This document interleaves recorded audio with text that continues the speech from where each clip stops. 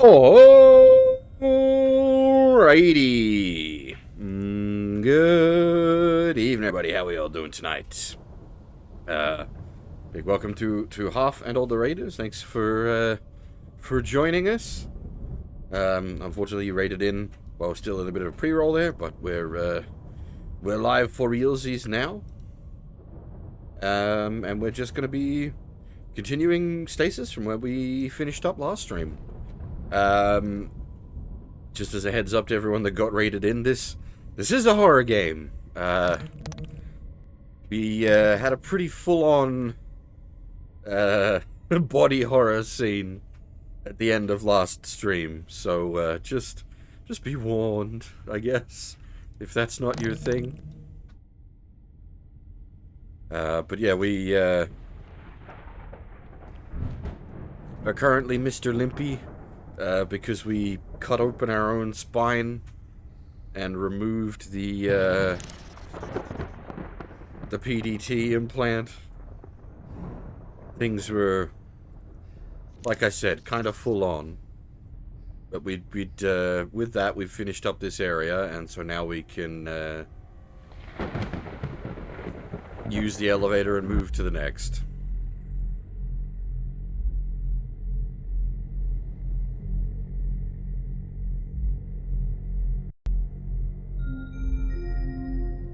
Biological quarantine has been initiated.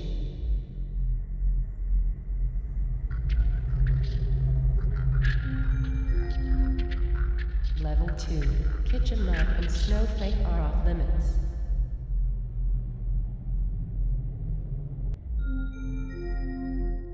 Level 3.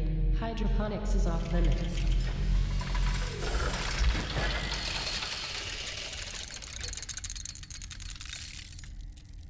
That sounds bad.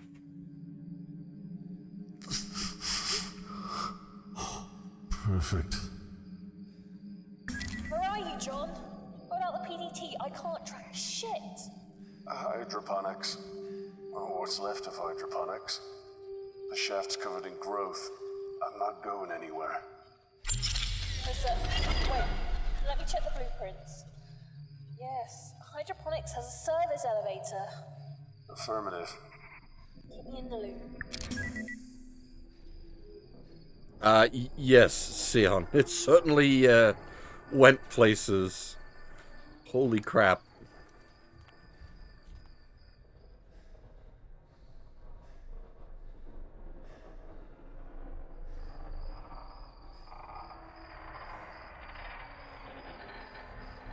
Alright, we got plenty of places we can go.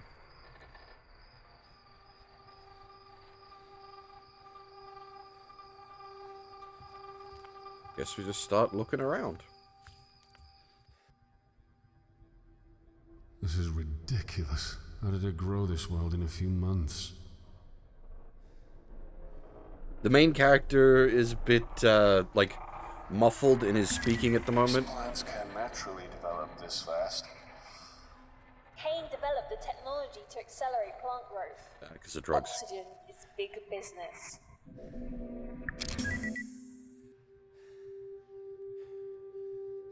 That's not quite how that works, but alright, I sort of get what you're going for there, game.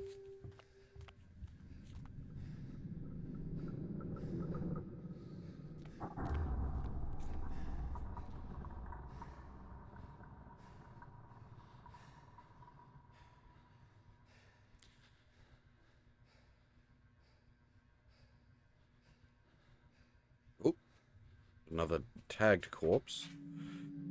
Keita Yamada, security level 1, civilian liaison. Which computer terminals we can poke around with.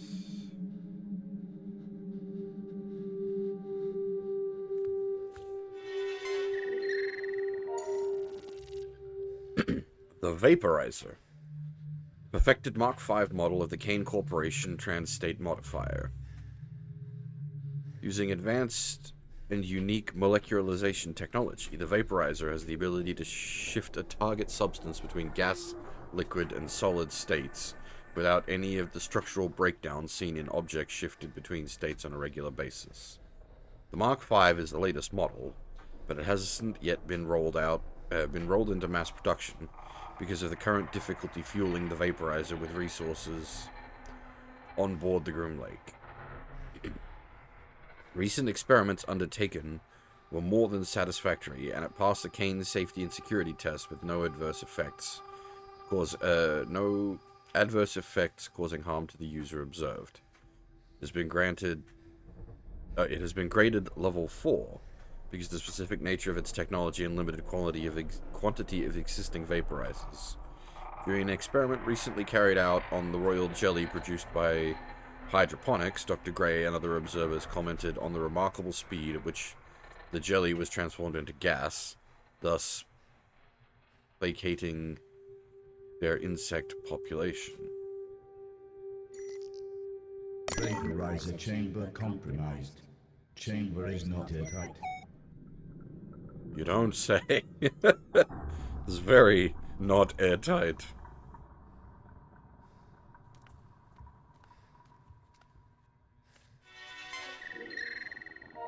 Dr. Sebastian Gray's computer terminal. Welcome back, Half. January 2nd. Finally, we have more room for the Linesis Harvey strain, which I've been working on so hard. It's days like this that humanity truly proves why it crawled off the ocean floor before any other. My selection has been expanded.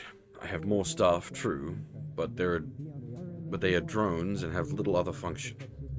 Now we can expand the research potential of Project Kitchen Knife and see what else the plants can yield. The oxygen production rate is quite unlike anything my initial projections would have predicted. Last year it became the worst kept secret on the Groom Lake, and all of the sudden I had more interns than I could comfortably employ. Their only function is to stumble about the place and ask troublesome questions that I have little time to answer. If only our world was more like that of insects. Plenty of workers and drones, but none of the unwavering loyalty. Bees work and work. The faith in the Queen unquestioning and constant. That kind of loyalty is beyond price. These interns of mine have their uses, I suppose. We always need volunteers willing to get close to the Queen. Yes, this is a very heavy reading game. Lots of lore. February 16th. Am I surrounded by incompetence? One of those imbeciles...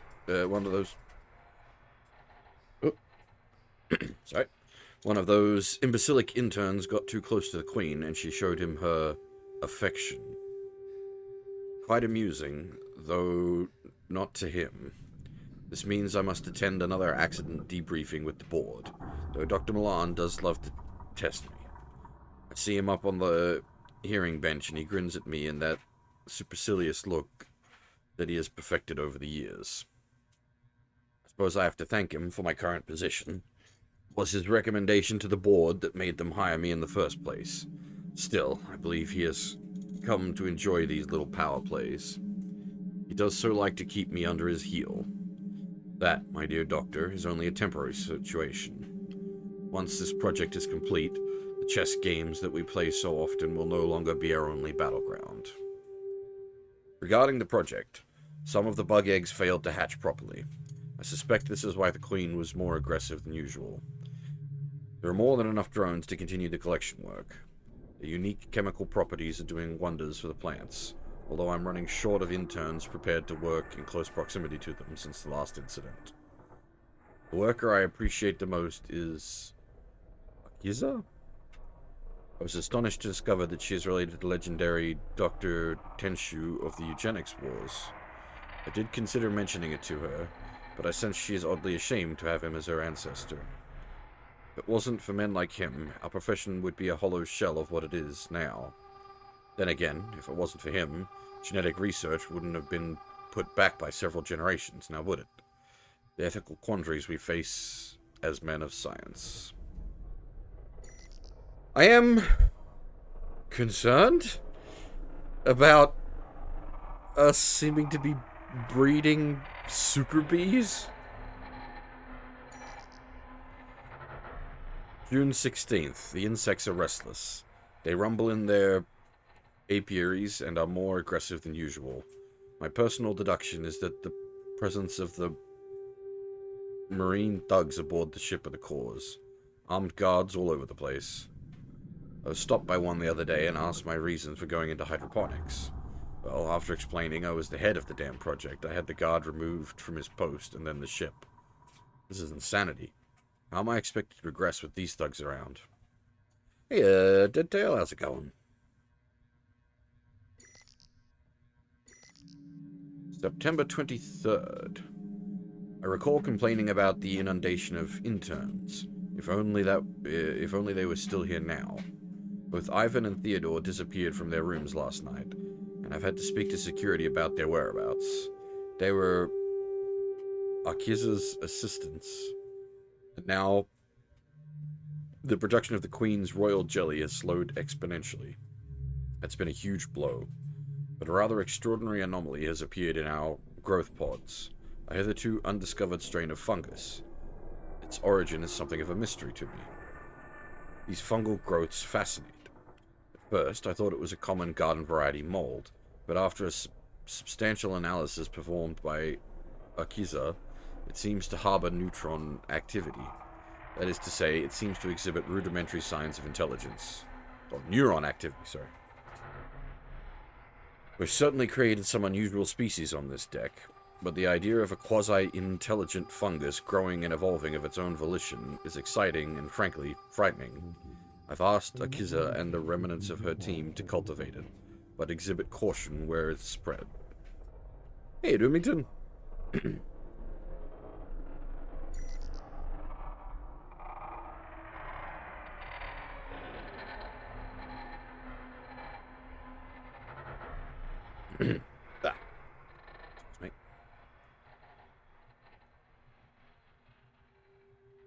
Where are we?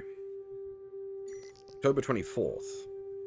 I was asked by one of Dr. Milan's assistants if the fungal substance discovered growing in the bowels of the ship had anything to do with us. I lied, of course, but this is becoming alarming. Our experiments flourished at first, and we have lost more staff recently, but our experiments have been very fruitful indeed. Confidently, the properties of the fungus is both extraordinary and terrifying.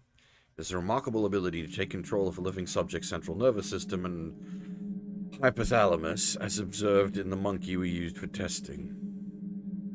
The monkey shrieked and thrashed in rage the first few days after it was exposed, and it became quiet, observant, and uncannily intelligent. Certainly aggressive, but then again, which viruses aren't? Oh boy! Well, no, see, we have super bees and mind-possessing fucking fungi. It's not like, oh no, mind-possessing fungi. It's now we have both.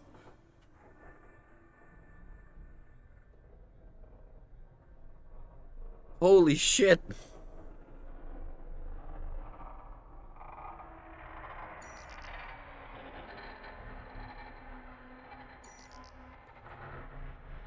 I think we just need to crash this ship into a nearby star. December 1st. No. We've officially lost control of the deck. Eden now truly belongs to the beasts.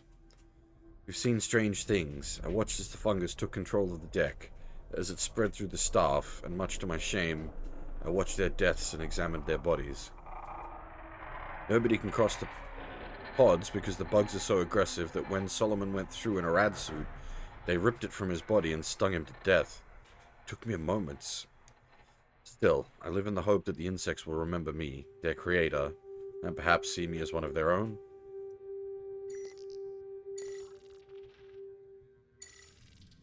Okay, emails from Dr. A. Tenshu to Dr. S. Gray, re family. Dr. Gray, I do not wish to seem unprofessional or impolite, but I would ask that you not press me on the subject of my ancestry any further. I was nearly refused entry to medical school on the basis of my family's background, and the torment I suffered at the hands of my school peers regarding my great-great-uncle was unbearable. I'm fully aware of his actions, and I've seen countless photographs and documents of the consequences of his work. I took this position to change our world for the better, not to be reminded of the skeletons in my family's closet. I've enjoyed our working relationship thus far, Dr. Gray, but I prefer my family's history no longer be a topic of our conversations. Thank you for your understanding. From Dr. Way to Dr. Gray, meal.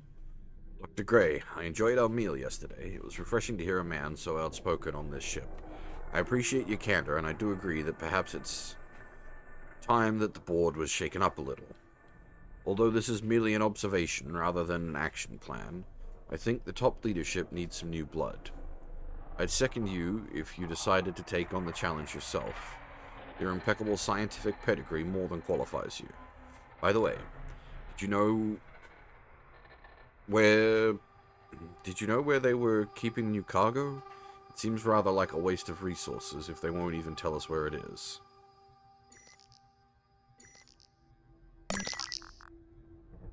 Oh boy. Metal block?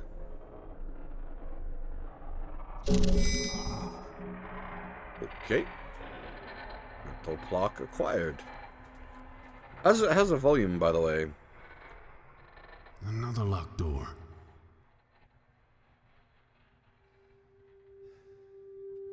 Yeah, but if anywhere deserves to be locked, Kane Corporation is watching you. it is absolutely this place.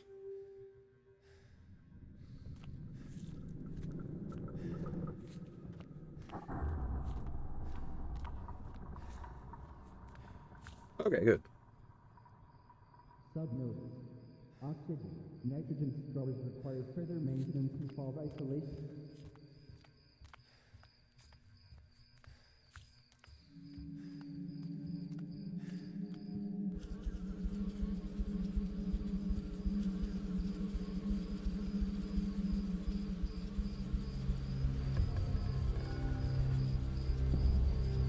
Oh boy.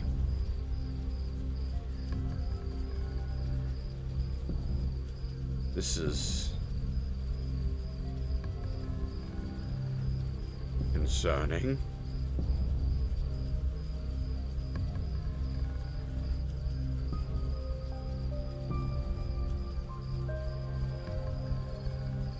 I'm going to assume we're going to have to do something about the insect swarm.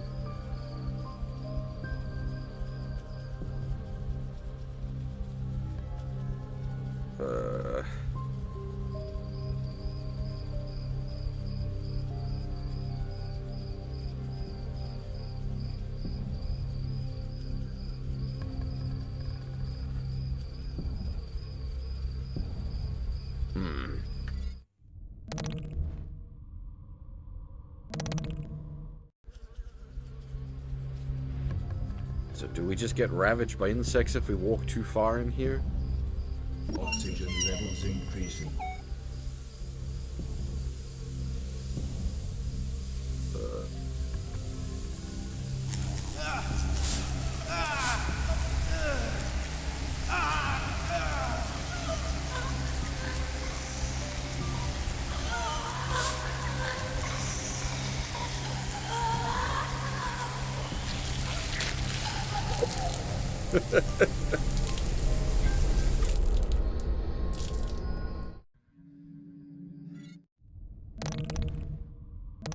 Funny, that one doesn't have an achievement. A lot of the deaths have achievements.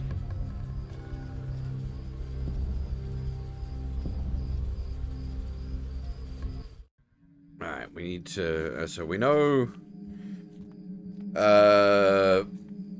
biosuits are not good enough to get past them. Not that we have one anyway. Are you fucking kidding me? What? It's some sort of insect. Keep your distance. It's tied up. Doesn't look like it can get loose. Tied up. How big is it? Holy Christ.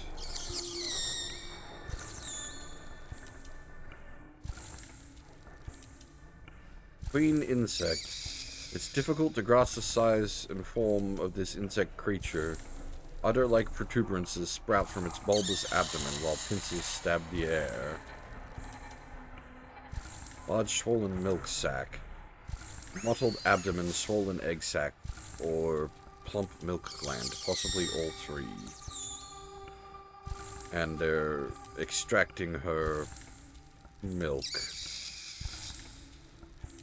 I don't think that's how insects work. That's a mammal thing, but Jesus Christ. Also, hey, Fab, how's it going?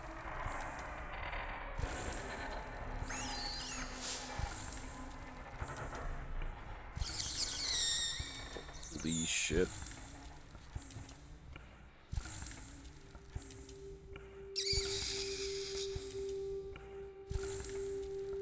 Milk from the creature is being fed into the tree.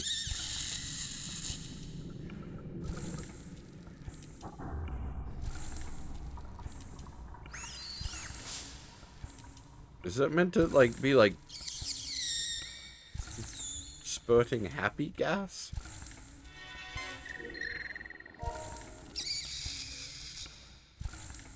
Hydroponics.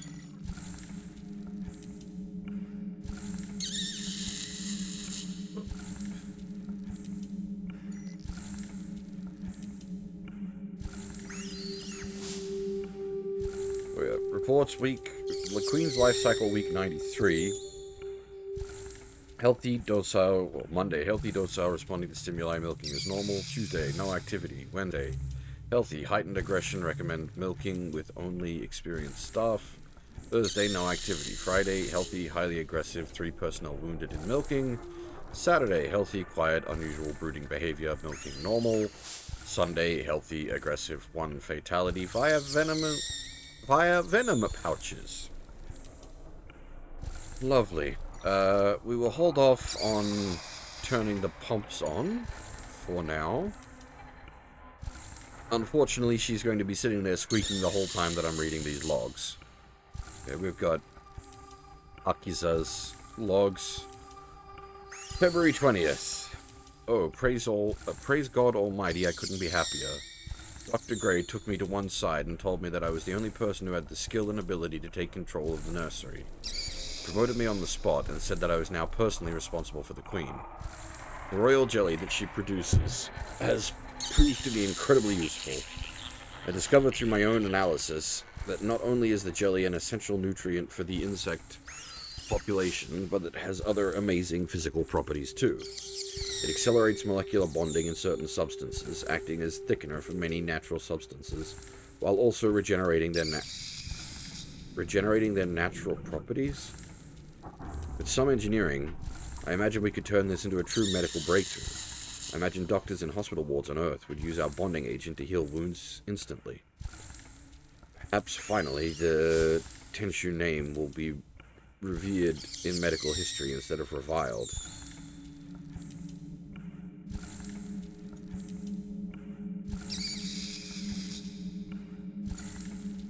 March 10. Queen is a temperamental little thing. Fiery lady, to be sure. Ah, but Queenie, you forget, I grew up in a family with more than one fire-breathing dragon. I can handle my mother, I can certainly handle you. Although, when she's milked, she's rather docile. I dare say she's rather attached to me. I'm sure I heard her purring at me. That's the only way I can describe it. I'm aware that she's a bug and all, but it sounded rather like approval. My parents kept hives of bees, so I've never been squeamish over insects. I can tell the difference between aggression and favor. I'm still the only person who can get close without being bitten. Her bite can leave one hell of a mark, let me tell you. Hodgkins said he'll report his side effects upon return from sick leave. In other news, Dr. Myrick, one of Dr. Gray's subordinates, has requested samples of the jelly for experiments with his tree resins. He thinks it might have a use as an industrial adhesive. This is a little way from my original intention, but I do suppose it's a start.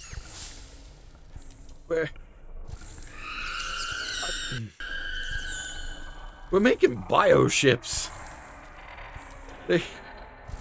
They're like super growing plants as a way to, like, make oxygen scrubbers, and now we're talking about using, like, turbo-powered tree resin as industrial sealant, and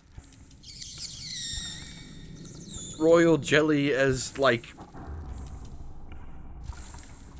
wound bonding agents? Oh.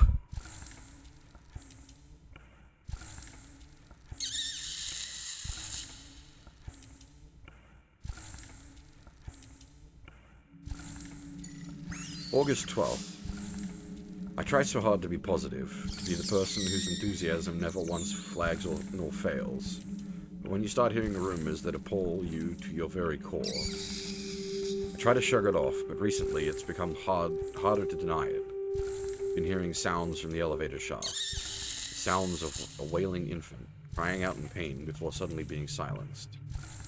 There's no rumor. Sometimes I lay awake at night, and I swear I can hear the crying children. I can't be dreaming. Saw Ingracia to confess my fears. He gave me a prescription to help me sleep, but something in his eyes said that he knew I was hearing something real. And worse, it was something he was hearing too. More rumors. Dr. Milan is using children in his research. Have to ignore it. True, Kane would remove him immediately. Shortly. Even Dr. Gray appears to find it an uncomfortable subject of discussion. This is a man who slept easily when Isaac got his left cheek torn off by the Queen. September 22nd. Is Dr. Gray short of staff again? Once again, I'm being forced to manage multiple projects. Only this time, it's an examination of an acutely destructive new spore that seems to have infected a few of the pods. First observations, it's a parasitic fungus that grows faster than a common weed. Like a common weed, it should be destroyed. But I know Dr. Gray won't do it. He, like many of the other senior doctors, sees any new species as something to be exploited or weaponized. I mean, weaponized does seem an option, but it also seems, well, we can see what that led to. Whew.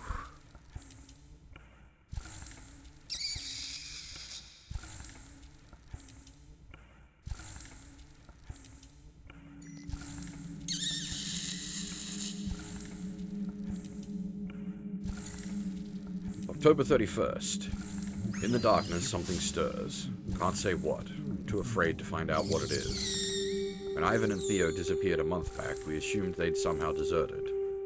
That was the official stance taken by Dr. Milan and the board, anyway. Last night's events proved that there is something on board with us. God knows where it's from. The Queen was more rambunctious than I've seen her before, and milking her was certainly more challenging than I'm used to. Edmund was assisting. Been short on staff, and some of our volunteers are simply refusing to show for work.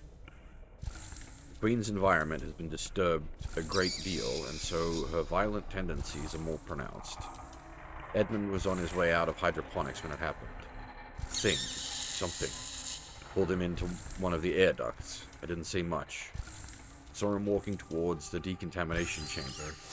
The next moment, his legs were kicking the air as, whatever it was, dragged him up and into the ceiling, while he squealed like a pig. I'm resigning tomorrow. I did not sign up for mad science. I came to Kane to serve humanity and clear my family's name. I'll watch my crewmates be slaughtered by a species that Dr. Milan refuses to confirm or deny.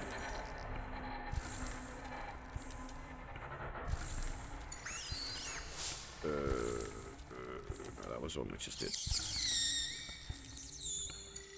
December 3rd. If only I'd resigned when I said I would. If only they hadn't ignored my demands to have the infernal fungus destroyed. It's growing over me now, over my skin, burrowing into my flesh. The insects attacked again today. It seems to only worsen. Dr. Gray was destroyed by a swarm of them, and now he is only fertilizer for that ever-ravenous mold that he was so curious about. The uninfected are making an attempt to escape. This doesn't include me. Emergency flares keep the bugs away. Told them to give me the flare to hold back the bugs so they could get away. Hope they escape soon. Fungus is making my head feel funny. Sure, I can feel it growing through my ear canal. Whee! Hey, how's it going?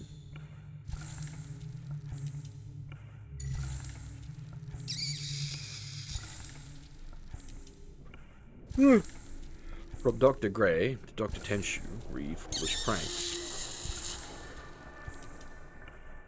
Azuka, with the greatest respect, could you please stop the ridiculous pranks your group insist on carrying out in the fertilization chambers? I will admit that they're hardly dangerous, but they're undignified.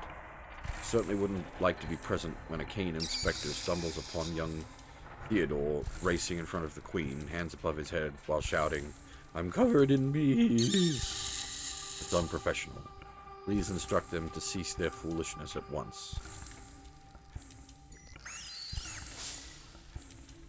From Dr. Wei to Dr. Tenshu, 3, a matter of spirit. Akiza, don't worry, I don't think you're losing your mind. Ghosts are a possibility, but I suspect what you're hearing is perhaps the sound of devices playing in other parts of the ship. I do believe, at the moment, that the corporeal world and spirit world are very much divided. But try to calm yourself. If you would like, I can talk to someone in cargo storage about the sounds, but I wouldn't worry about it. This island is full of noises, but pay them no mind. Once, I'm quoting Shakespeare and not the Bible. Get some sleep and maybe do fewer night shifts.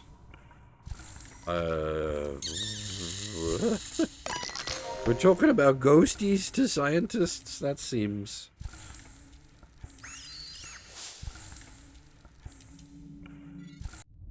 Why do I get a feeling like I click on the Queen and we end badly?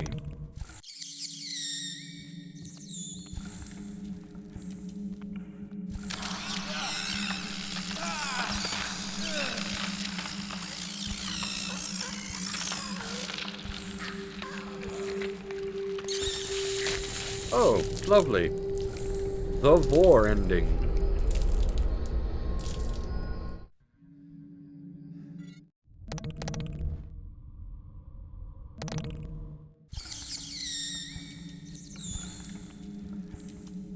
Is it just get close to her and you're done? Okay, no, you actually have to... You do have to click to proper interact with her to get eaten.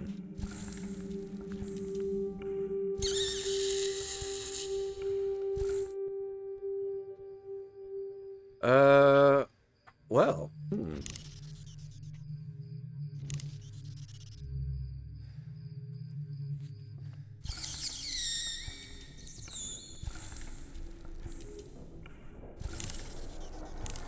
I don't think that'll work.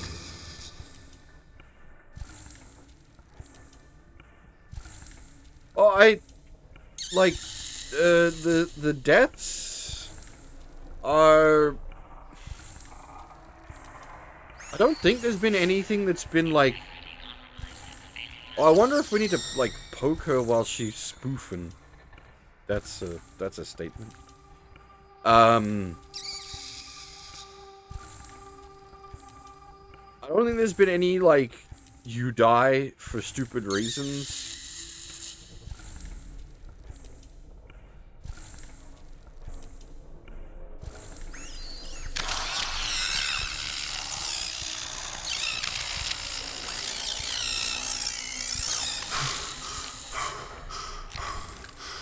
That was too close.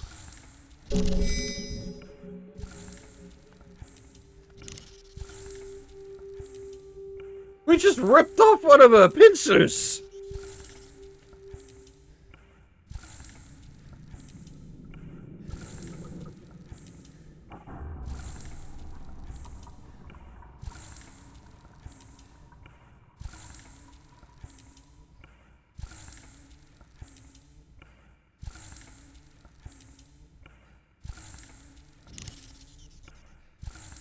Can we end here or with the... No.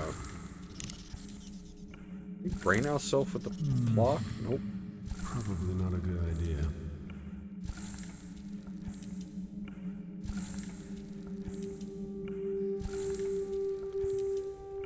Yeah, like, none of the deaths have been unfair, I would say.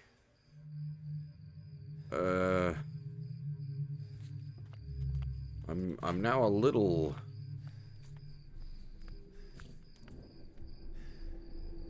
unsure.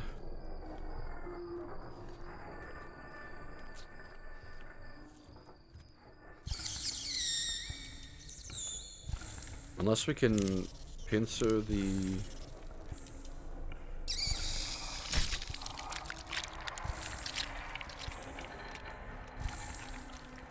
The sap wells up as you pierce the amber deposit, and it slowly spreads across the floor like honey. It's pungent and sweet.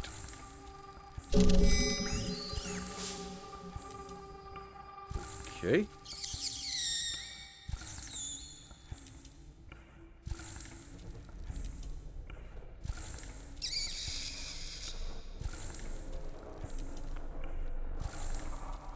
Oh, that's right. What was... We didn't,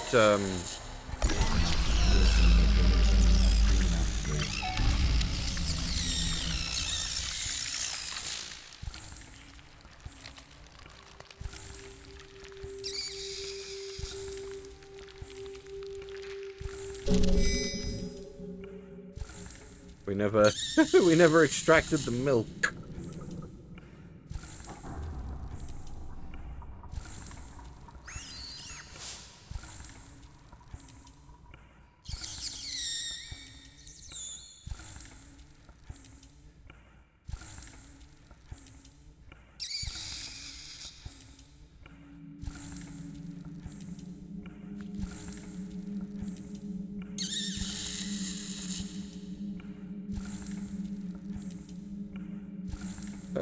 Take it easy, Doomington. What we got? Queen's milk, tree sap, metal block. Well, yeah, okay. Because it said the sap is super bonding agent, but... Oh, we use... Okay, yeah, no. And then we use that to make the, container airtight. Because I was going to say, what do we use a super bonding agent metal plate with? There we go, Flex Seal. Boom.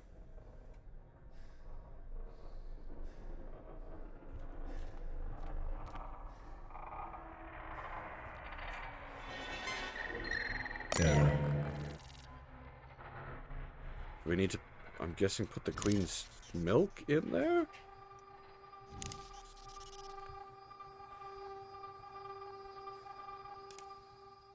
My problem here is I'm doing things not because I have a reason to do them, but because it's an adventure game. I don't know why I'm vaporizing the milk.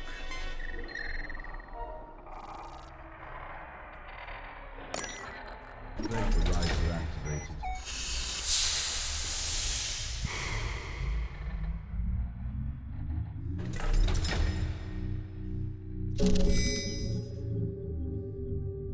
Oh, we're gonna use this to move the insects, I guess? Hey, dude, how's it going?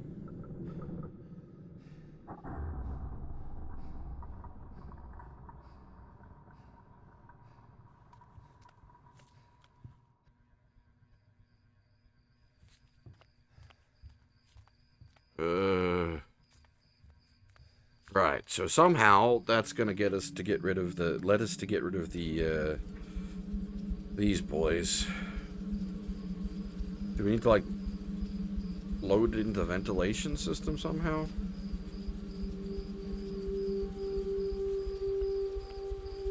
Hang on, let's save before we get eaten by the swarm again.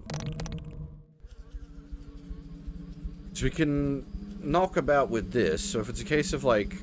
Oxygen levels increasing.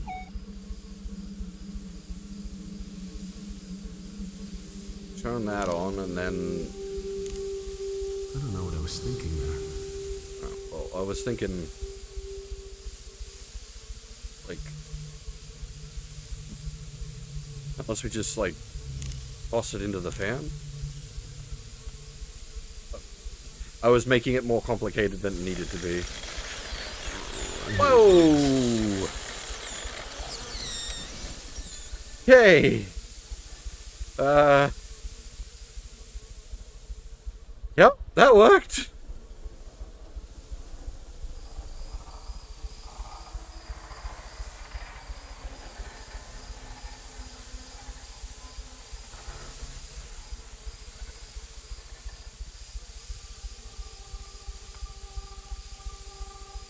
Not sure as to why we're oxygenating Oxygen levels increasing to dangerous levels. the womb space.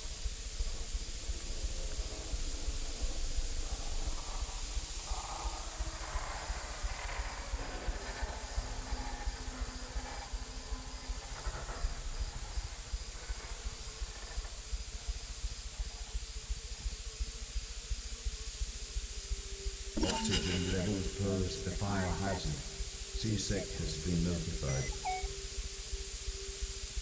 Yeah, I was okay, but I don't know why I'm doing that.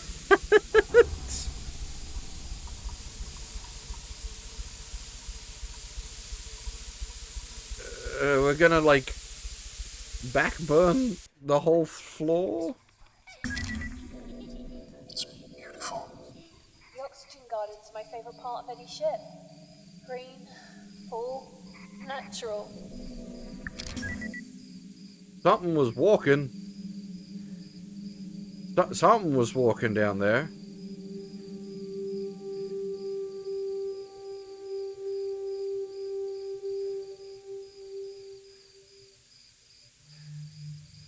Okay, hanging vine. You almost expect to see some kind of simian beast shimmying along the vine. Thick, overgrown vine. This thick vine ripples like the sinews of a giant's arm. If the vine continues to grow, the metallic support slab won't last much longer. Oh, we got more corpses. Frank Flurry. Security level 0. Bartender. Oof. Get oofed, sir.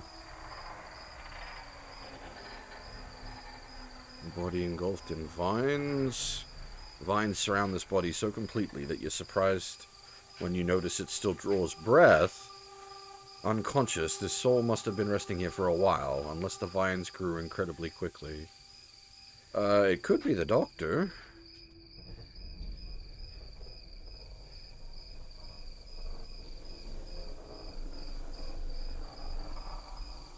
Collection pool.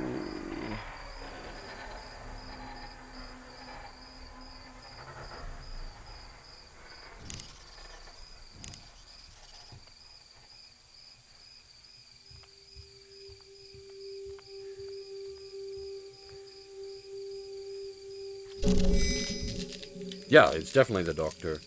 That's the emergency flare. Oh. I see. High concentration of oxygen. Source of ignition.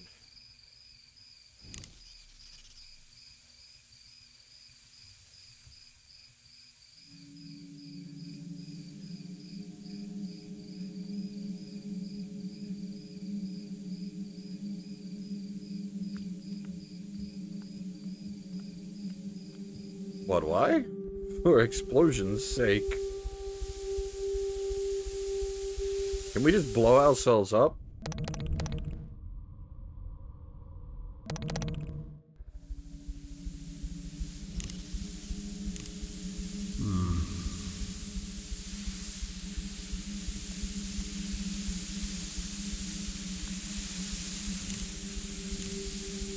This isn't gonna work. Maybe if it... No, that won't work. There is, hang on though. There was an interaction point down here, but... we just like... okay, I see how it's working.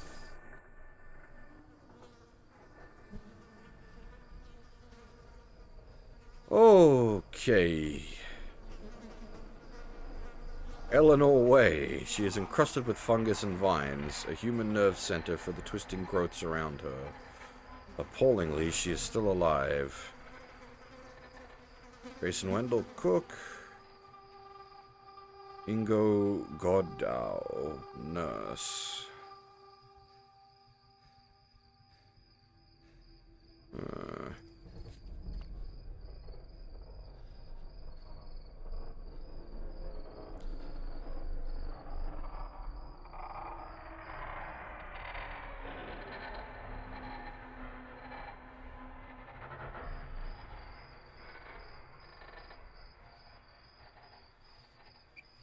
Sorry, I'm not reading like every bit of descriptive text because we would be here all day. Oh, God. Just anything I feel is like relevant. With the increased font size, hopefully you guys are able to read.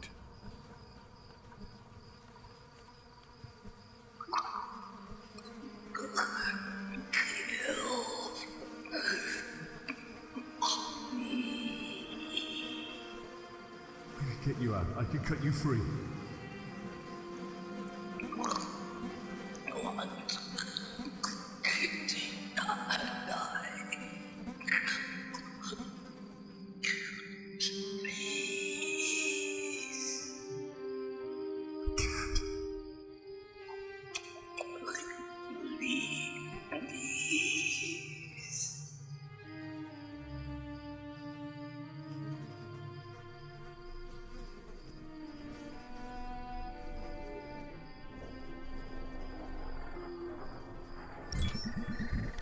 Oh boy. Eleanor Way, January 19. The Lord is gracious and merciful, slow to anger, and great in loving kindness. The Lord is good to all. I simply wish his kindness had extended to Chelsea. The galley chef told me that a few of the other crew members are uncomfortable with having an ARG patient on staff. I asked if her work was in any way below standard, at which point he grew uncomfortable and admitted exactly what I thought. No, she was a superb worker, but his team were uncomfortable being with her anyway. Being a geneticist and a Christian may appear contradictory to most, but that is their burden, not mine. I believe in grace and mercy. It wasn't Chelsea's fault she was born an ARG baby. James, my ex-husband, blamed me. James wanted her terminated, and when I refused, he packed up and left. That suits me. I'd rather be without an unloving husband and father than without my beautiful child. She is beautiful, a gift from God. And for a ship full of the most supposedly forward-thinking people in the galaxy, their aversion to her condition repulses me. I don't know what an ARG baby is. ARG's is an augmented reality game. VR baby.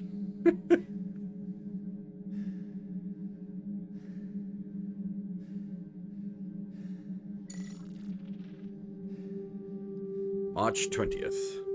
Tolerance and patience are virtues greatly praised by the Lord. But aboard the Groom Lake, I find my stores of both these virtues sorely tested. I discovered through one of my subordinates that a new shipment arrived on board a few days ago, destined for Project Seed. My disapproval of the dangers of Seed are no secret. Considering the size of the shipment and the clear attempt to cut me out of the loop regarding the delivery, I suspect some of my colleagues are trying to mask the precise nature of what it is that has arrived. If it is as I suspected, there will be no, and I mean no, lengths I will not go to in order to depose Dr. Milan. Kane Corporation is a company for the promotion of the sciences and not for the sinister schemes and unprincipled ambitions of individuals. I have moral issues with Kane and their weapons research. It tests my faith, but Kane's medical breakthroughs have changed the world, and my world too. It's because of Kane-created research that Chelsea is even alive. This is why I do what I do. Work in genetics to find cures for my dearest Chelsea, and others like her, not for money. It's my job to put things right for her.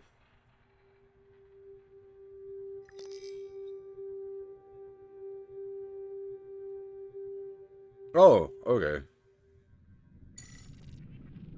May 21st. I had lunch with Dr. Gray this afternoon. He is an odious little man and utterly misanthropic. But if you need somebody to talk to about Project Seed, there are few people who give up information more easily. His ego outweighs his sense of confidentiality. Project leaders and project members are not allowed to discuss details of individual projects, but he can't resist himself. Nevertheless, he revealed disturbing details. I'm aware of our sample origins. We need human genetic material in order to develop cures for human beings. It's a hard truth. But there's paperwork, permission forms, and contracts that create this supply. That shipment has none of those things. September 25th. They're children. Oh God, in all your great mercy, how could you let Milan, that unholy monster, do this? It's taken months, but finally I found a young cargo worker named Danica Boxer. She was referred to me by Dr. Tenshu, such a sweet girl. It seems that the cargo was a combination of adults and children, all of whom were acquired through illegal channels for the use in genetic research. I did not agree to this. I'll leave this place and take Chelsea with me before I spend one more minute working for a company that endorses the use of children in research. There are not enough words to describe the soulless creatures that did this. Revenge? I don't believe in revenge. Beloved, never avenge yourself, but leave it to the wrath of God, for it is written, vengeance is mine, I will repay, says the Lord. November 26. Where is she? The creatures are attacking in full force. The screams are over the radio. They're dying. They're all dying. I hear them scuttle through the vents. See the blood they spill and spray over the walls. Chelsea. Oh God, please bring her to me. I'm trapped in hydroponics. Please let my little girl find me.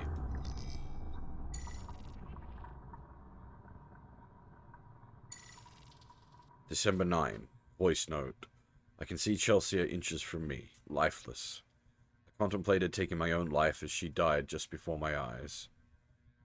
When those creatures attacked, the crew sealed off parts of the ship and I was left trapped in hydroponics. That fungus got to me, and now it's inside, profaning my body. Its nerves wrapped around my cerebral cortex. I can feel it move. I try to move my arms, but it won't let me. It's making me watch the fungus consume my baby girl.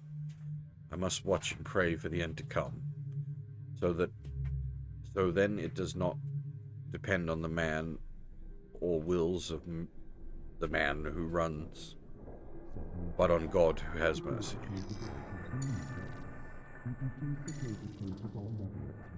From Dr. Gray to Dr. Way, Meal. Dr. Way, your comments are most flattering. I suspect, however, that a promotion isn't forthcoming because of the lack of attention paid to our section. Ignorance is frustrating. Our lack of understanding of what takes place at the top of this food chain is of great irritation to me. You do seem to be pushing relentlessly for information about this cargo, though, and I am somewhat uncomfortable discussing it any further. I fear I may have already said too much. For the sake of your career, my dear, I suggest discontinuing your pursuit. You're a fine geneticist, and are clearly one of the most talented people on this ship. Don't let that go to waste. From Dr. Tenshu to Dr. Way, regards a matter of spirit. Dr. Way, I know that you're a spiritual woman, and at times receive a great deal of criticism for this, but I feel I can speak to nobody else. Well known for my positivity and cheerfulness, and I believe I've earned my nickname, Dr. Gray's Smile. I'm haunted by what I'm hearing on this ship, and I wonder if perhaps it's merely induced by my own fears. Oh, to hell with it. I'll ask you straight out. Do you believe in ghosts? You may think I'm being ridiculous or delusional, but I can hear things. Children crying deep in the bowels of the ship. I work many late nights, and I'm convinced I can hear crying through the vents. Where are these sounds coming from? I did hear rumors that before the Groom Lake was refitted, a group of children were brought on board and their quarters were on this deck. There was a malfunction with the heating units and, well, they all died. I don't want to seem like I'm wasting your time, but I enjoyed our talk yesterday and your open-mindedness about matters of the soul.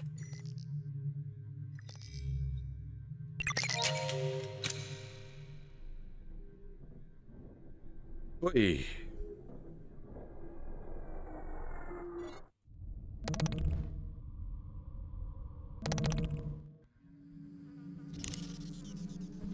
Okay, how about we shove a flare down her throat? I'm gonna help you. I'm gonna help you end this. But you need to help me first.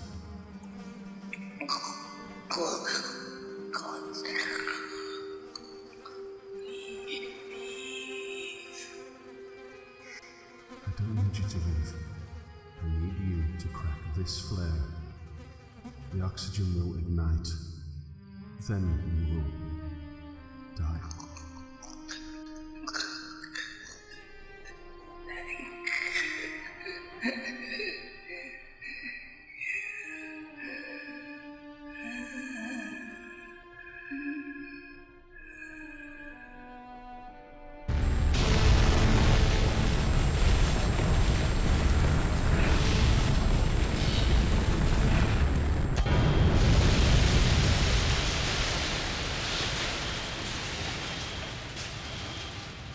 Extreme external temperatures detected.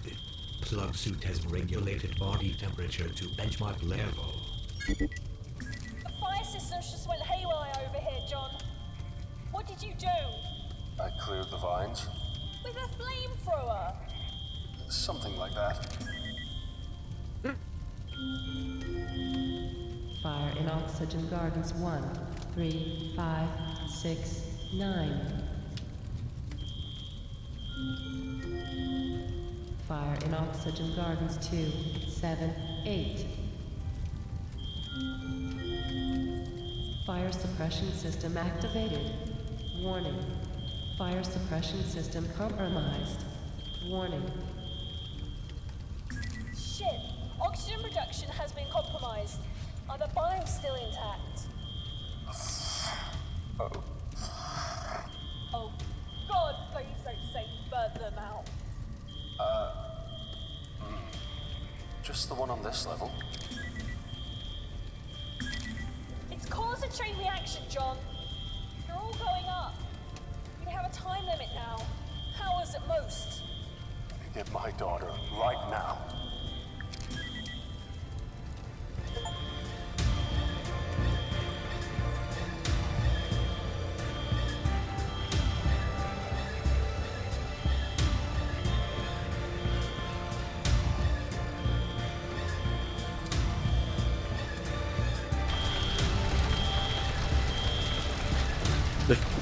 The lift wouldn't work because of the vines, but clearly it worked during a fire. Because, you know, lifts are well known for being operational during fire. You little shit! What have you done? Listen to me. Fire cleansers. Mr. Marachek, I'm gonna make sure you burn for what you and your friends have done to me. To my home! Please. I have nothing to do with this. I mean, you do now. Get much further. Goodbye.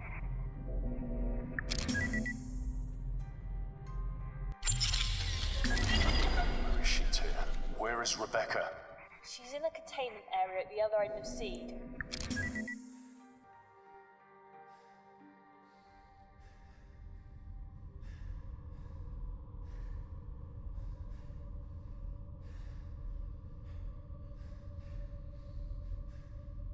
Power pad. A high voltage wireless power pad provides a portable energy source for engineers and mechanics.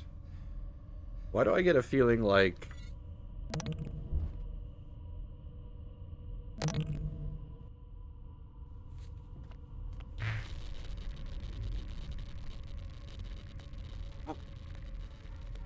I kind of expected to get dead. Well.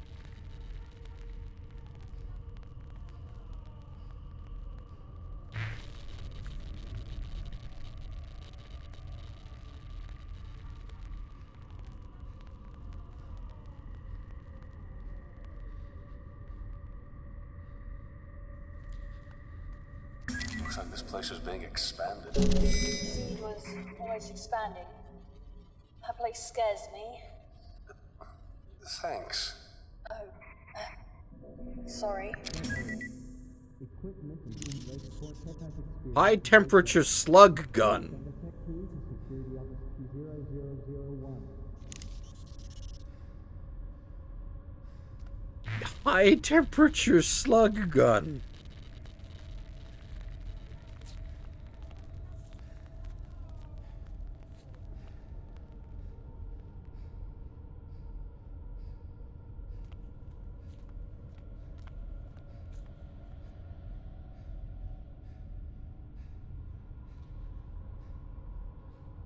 Guess it needs a key?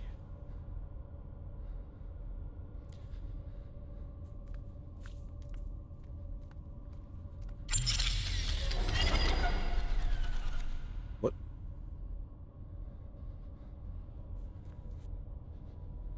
What was that noise?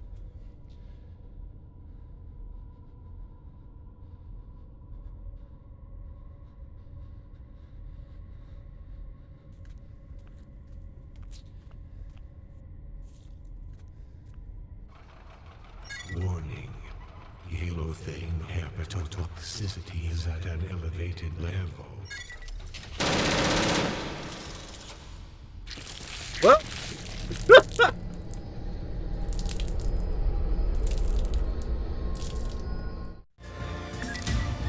Shit here. Where is Rebecca? She's in the containment area at the other end of the sea.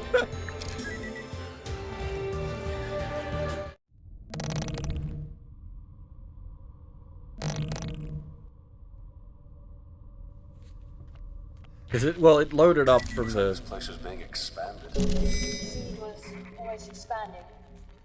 That place scares me. Thanks. Sorry. Not sure if it's just a timed thing, or I need to do something about the robot.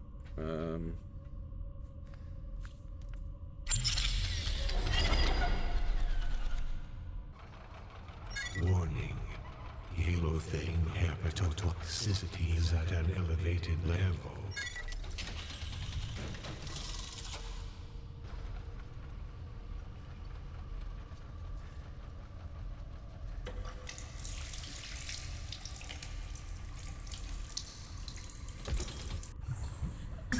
The words. I can't even. What do you see? What kind of a monster would do this? These women. These poor women. This is torture. This is. Science. Ooh.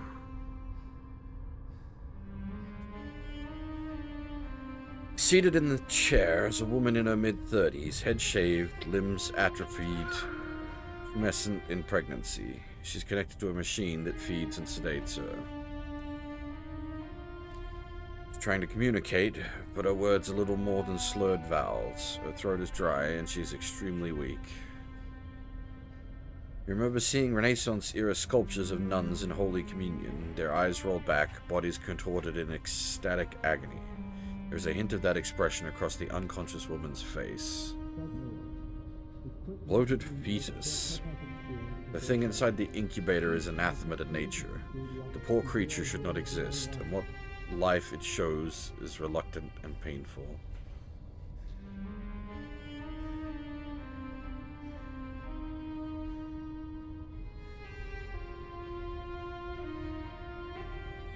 Organic nutrient growth.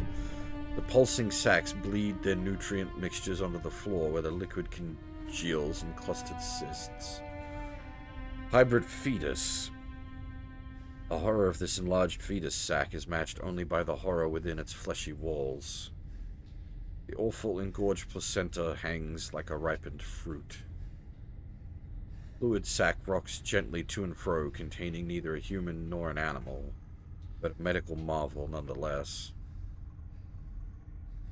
The sack of organic matter sways peacefully in its slumber, punctuated by a pulsing movement from within. There's a calmness about the suspended womb, but the pungent smell of amniotic fluid makes prolonged observation unbearable. An organic, pulsing fluid sac holds the fetus, an external placenta. There is something noticeably peculiar about this artificial placenta. On closer inspection, there are tiny, ragged apertures across its surface, almost as if it's been eaten at from within.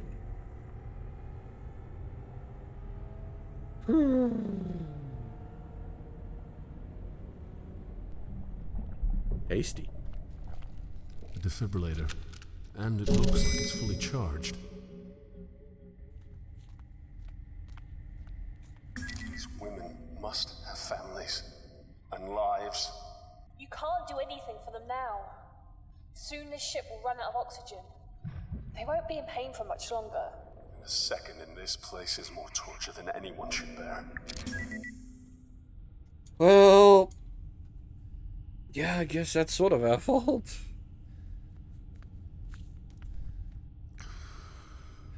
I'm here to help. I'm gonna help you. Just close your eyes. Did we just steal a bandage from her?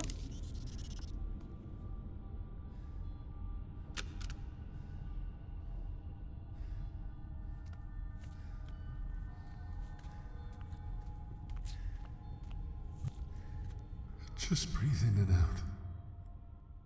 Soon you'll wake up from this.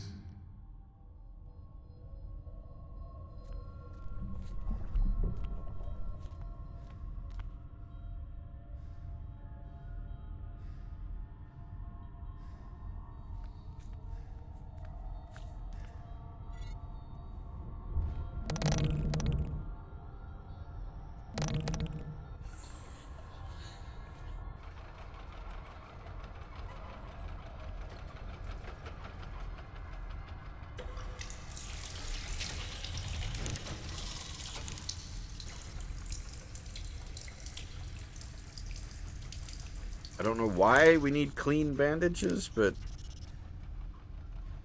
Ooh. Never mind. The dirty bandage clogs up the steel drain of the sink.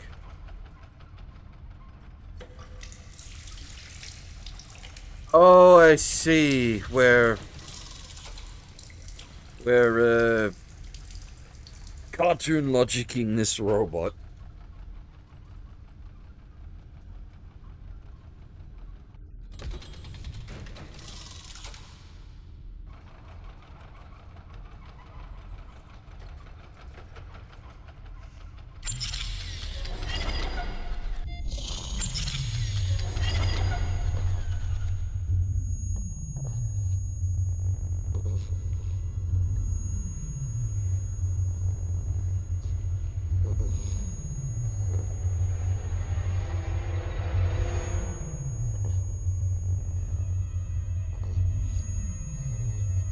Okay, what do we got here?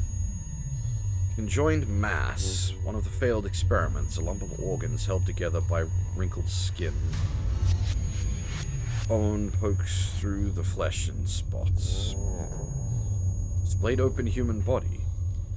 Medical schools ever feature bodies that so grossly exhibit their internal organs? Eviscerated corpse. The aftermath of this body's evisceration. You can't tell whether its legs are removed or whether it ever had any.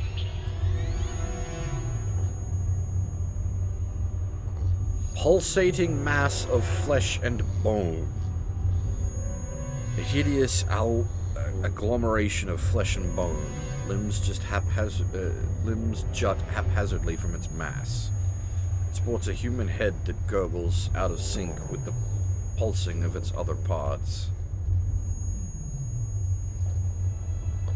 Human host. The human appears to be a host for the genetic hybrid growing out of it. Birth was clearly messy and painful. Recent bloody discharge. A recent blood discharge hints that this life form isn't viable in the long term.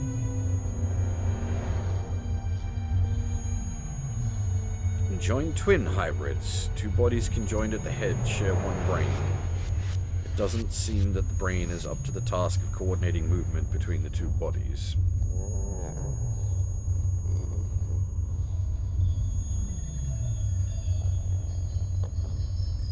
Overgrown hybrid. This appalling distended creature appears to be a hybrid, although of what is unknown. It's not completely human, that much is certain.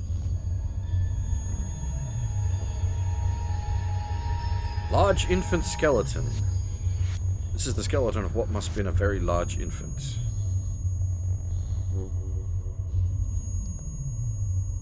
Preserved conjoined twins. The corpse of a creature hangs preserved. It may have been a twin. Two heads are fused together and a pair of spines meet. Each spine wraps around the other like a gnarled mountain range. Oh, there's liquid nitrogen canister. Human skeleton. Standard-looking human skeleton. How can we allow this? This is the purpose of the group link. It's not on Earth. I can't see it, so they don't care. But if they knew? So what?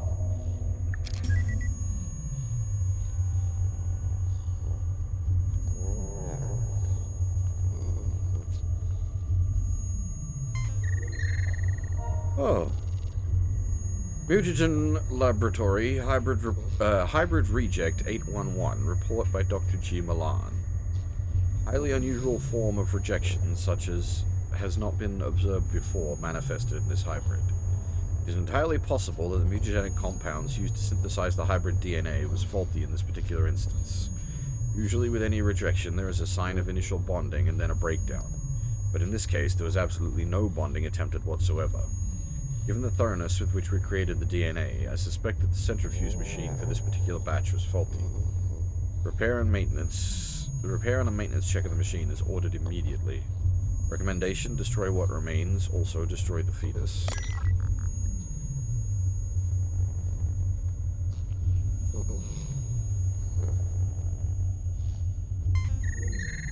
Hybrid Reject C, report by Dr. C. Backman. Subject died during birth.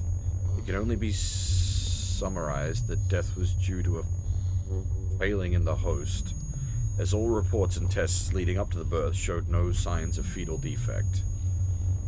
Upon further investigation, the woman's medical history, it was noted that she experienced complications when giving birth to a child previously. This host would not have been used had this been highlighted. In light of her medical history, I now assume this was the cause of the fetal distress and death of the subject. Note, host is being kept alive and has undergone 1 transfusion. Recommendation, revoke host's life support order and dispose of body with Hybrid Reject C.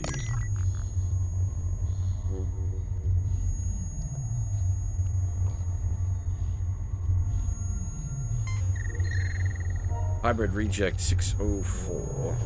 Report by Dr. C. Williams. During autopsy of Hybrid 604, there were signs of renal failure. It appears that the kidneys were unable to process the amino acids required for the breakdown of nutrients. The damage to the liver, stomach, and intestines show the same degenerative patterns. Reason: it is possible that the reports of the mother giving birth 3 months prior was in error. Comment: further reports regarding the failure of mutagenic compounds will be finalized later. I wonder if this is important.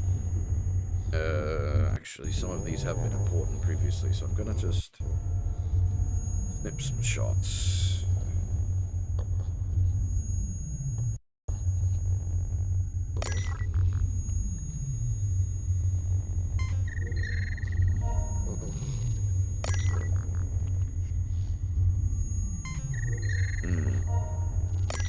Don't know if it's important or just fluff, but we've got a shot of it to be safe.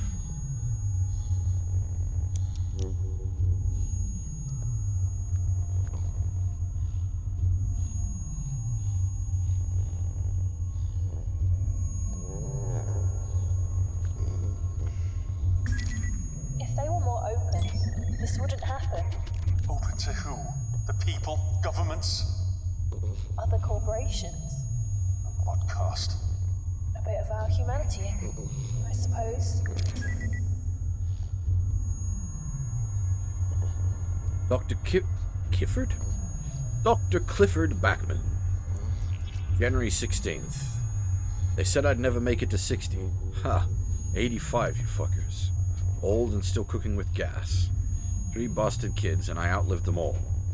Okay, so I was young when I had them. Those girls never even knew I was the father. Of course, I had to switch the DNA samples so they didn't know my little shits were mine. I'm too old for all of that. You never completely lose your eye for ladies. February 28th. I might have false teeth. I might have false teeth, Dr. Milan, but I'm no moron. The good of humanity. I'm a sociopath, an alleged rapist, but your little speech to the crew was less sincere than anything I could say with a straight face. At least you know how to turn a blind eye. Whenever I have to get rid of a troublesome subject, right, Milan? The new gas for the chamber is working splendidly. An improved kill rate of 60% on the old formula. I watch those poor fuckers writhe and die. We have a viewing window now, just so we can make sure it's done. If I were a moral man, I'd call it perverse. It's lucky for Project Seed that I couldn't give a shit. I thrive when I don't have to answer to everyone with a conscience. March 17th. Will not do. Not at all. Need more subjects. The rejection ratio of the DNA splicing is stratospheric, so not only do I need more bodies, but I need better ones. They bring me imports and strays, but the best results are achieved with crew members. One cannot prey too often on those, of course, no matter the need. My chosen ones were always those who wouldn't be missed. The furnaces are inadequate for my disposal requirements. I'm told they're so hot that they could destroy dark matter. They seem slow to respond when burning flesh, though, and the smell is hardly pleasant either. It reminds me of that injured dog I found as a little boy growing up in Missouri. It looked at me with a pleading look, the kind of sick patient gives a doctor they trust absolutely. Naturally, I stomped on the mongrel's head. It was a mercy. There are too many in society who have a similarly damaged disposition. It's a kindness to snuff out their worthless lives. August 12th. I must get more pathway. The little prick de Santos is usually more than forthcoming with its ingredients, but he says his own suppliers are having problems. I know you, Dr. de Santos. I know you're not a real doctor. I know the kind. I have 5 PhDs and can tell when men have been hired for their instincts rather than their knowledge. Meanwhile, the cutting and splicing continues. Oh, and Charlotte, we all know about your little experiment, you stupid bitch. First, she kills her partner by accidentally exposing him to a lethal virus, and then she goes gaga for him. It's the sort of beautiful incompetence that slays me. I spent years perfecting the art of the kill, making a murder appear a mishap. She went and did it all completely by accident. A perfect nonsense. October 10. I held the subject down today and used my surgical hammer to cave in his windpipe. Then I gouged out his eyes and tried to rip his jaw from its socket. My goodness, what an outburst. I'm becoming careless. I need more pathway. Dr. Milan is starting to worry that my tendencies cannot be controlled. You need not worry. I'm still focused on seed. Seed is just that, a seed. But this chrysalis will soon break open and blossom. Successfully bred Homo novi wait in their containment cells, while their unsuccessful brethren, reduced to a viral mulch that's already breached the containment seals of the ship, grow. Its genetic makeup might be little more than trash, but it's astoundingly tenacious. I have to respect that which kills with such efficiency. November 12th. I woke up in the emergency room today. Somebody found me on the stairs. Can't remember much. What I do know is that both my fucking legs are up in casts. Better get comfortable because Dr. Gramey says I'll be here for at least a month. December 23rd. We die as the Novi cut us down, but I'm not ready to be replaced by a new species. Our creations are impressive, but I don't share Milan's fanaticism for what is happening here. I must try to make sure one of the lifeboats is available for me. Shame there was not another for that delectable young thing. What was her name? Alistair? I would have liked to have her around when this ship was going to hell. She's dead now, however. How unfortunate. January 3rd. I may be old, but I'll tear anyone who tries to stop me from leaving apart at the limbs. I've survived police investigations, court cases, vengeful spouses, and idealistic lab hands. I will gut any shitbag attempting to prevent my escape, and that includes you, Milan. I'll jab out your eyeballs and eat them before I submit to you. January 3rd in the next years. I think that's the furthest forward we've seen of any, diary entry.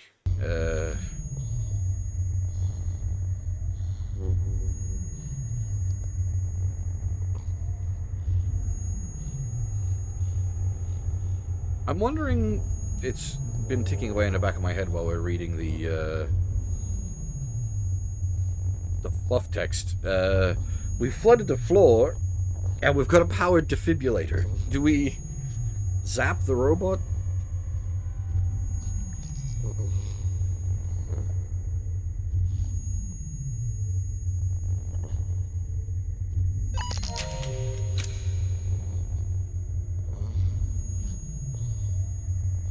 Oh, that's just background for this area. Hey, there at all?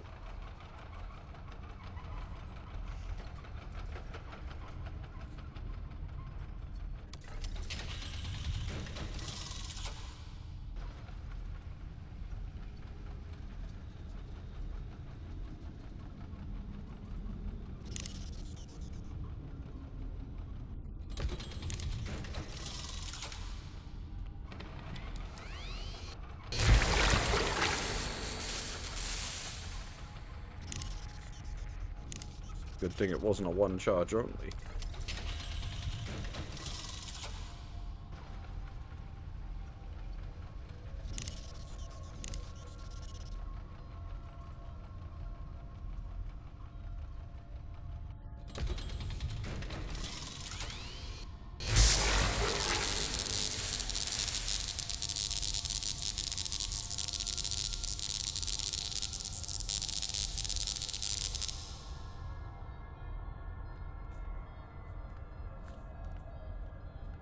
A wisp of smoke twirls from the burning CPU. Easy does it. God, I just hate it. Out. Got it. What did we nick off of it? Some twisted metal? We got a video game!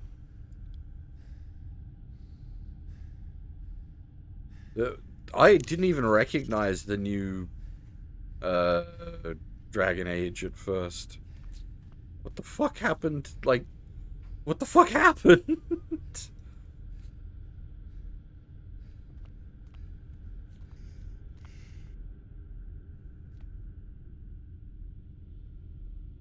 Subnotice. Oxygen, nitrogen stores require further maintenance and fault isolation.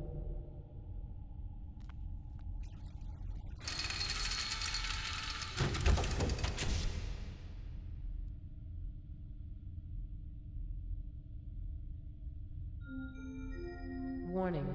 The oxygen atmosphere generating system is no longer functioning. Product failure is imminent.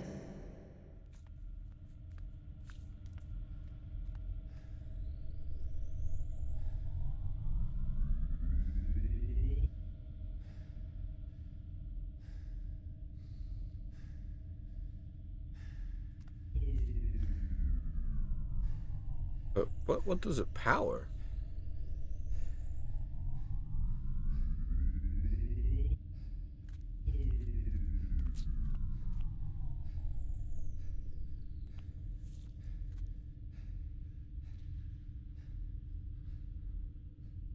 Oh, it provides an energy boost for heavy-duty equipment.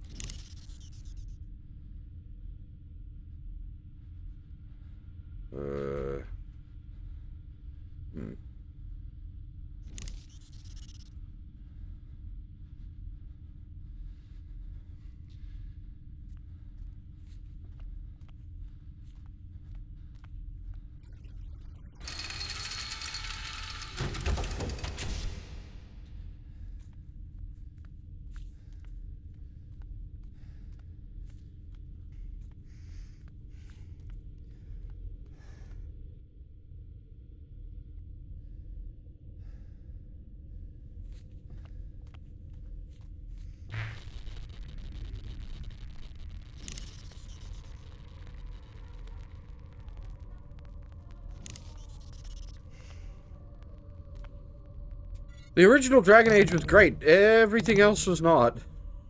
What a weird state. Now, can we, like, brain ourselves with the liquid nitrogen? Well, I don't think that'll work. no. It doesn't work like that. Ah. Goodbye, cruel world. Oh.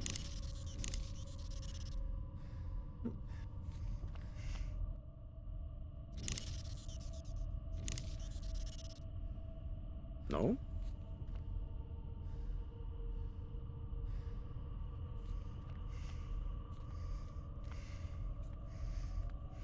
I wonder.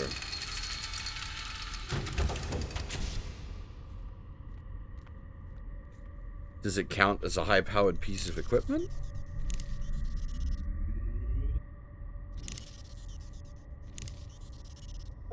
It does.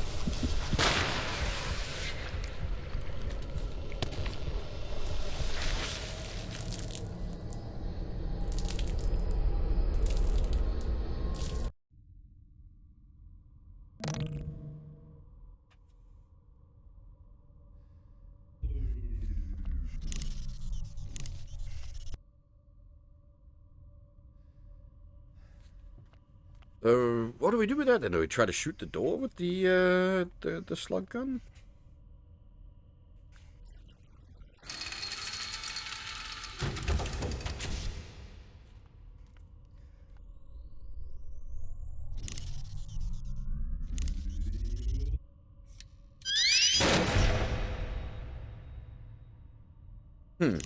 This does seem to be...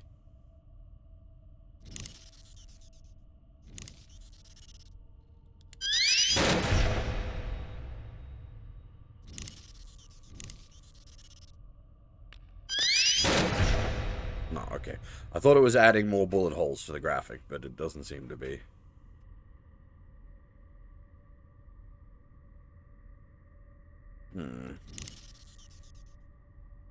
Pry bar? No, that won't work. Freeze the door!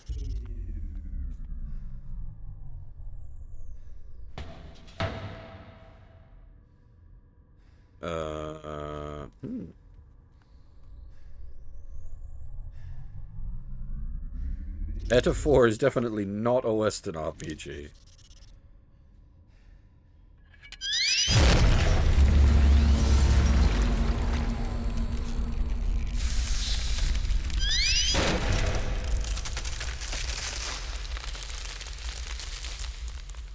Freeze the door was indeed the answer.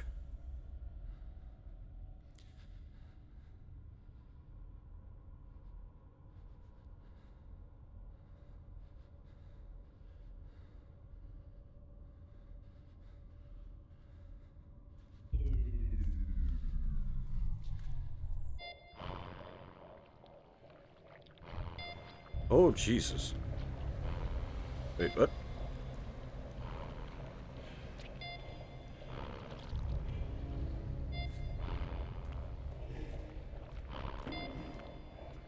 Whew. Hybrid. It has fallen from the operating table only to crawl around in aimless peregrination? No doubt delirious.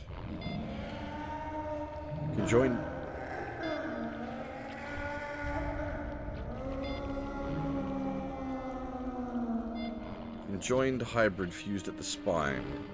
It appears immobile, but its heads frequently scan the room.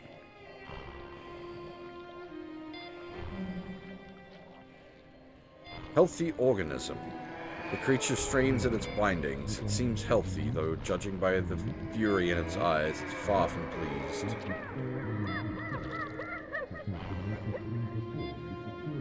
Emaciated, starving organism. His body has wasted away to little more than sinew. Tiny hybrid. Is tiny, clinging onto life by only the finest thread. It's not a pleasant sight to watch, something so small on the fine line between life and death. Withered hybrid. Both bodies barely show signs of life. Strapped down hybrid. It's moving, but seems to be unaware of its surroundings, or it could simply have accepted its fate.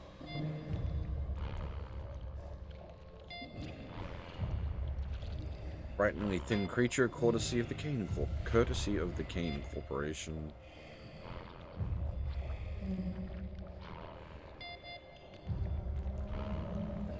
Oi, lovely. A room of...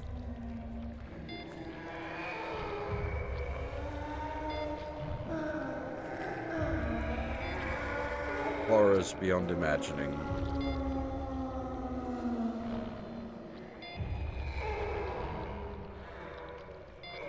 Wait, 80 pounds? Well, 80 euro? For Dragon Ball Sparking? Jesus.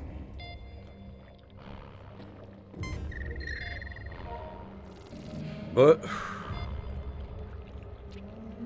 birth reports. Subject 82509 Lana. Subject's host Tara McCormack, First Lieutenant, Marine Liaison. Subject observations. Rambunctious. Subject appears to have inherited her mother's powerful physical build and latent aggression. Lana has the makings of an excellent alpha female candidate. Recommendation: move Lana to a group cell, as isolation appears to promote irritability. Subject 82517 Daryl. Subject's host, Willow Brody, nurse, medical deck. Subject observations. Quiet but intelligent. Attempted to pick the lock on his cell yesterday, but failed to escape.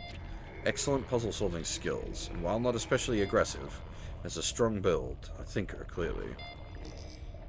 Subject 82522 Frederick. Subject's host, Mari Maxwell, non-crew member, caterer from Phobos? Subject shows little of his mother's solid frame, but is a superb hunter. Stalks and learns tactics by observing the others. Appears to be developing a strong tactical mind. Subject 82599 Nay. Oh! Subject's host, Ellen Marachek, space tourist. Subject observations. One to watch. Cunning, extraordinarily fast and dangerous. Appears to prefer isolation, as attempted pairings result in fatalities. Takes an alpha role easily. Dominates the other novi. Definite candidate for Lana's mate. For those that haven't been playing along at home, Marachek is who we're playing as. This is his missing wife.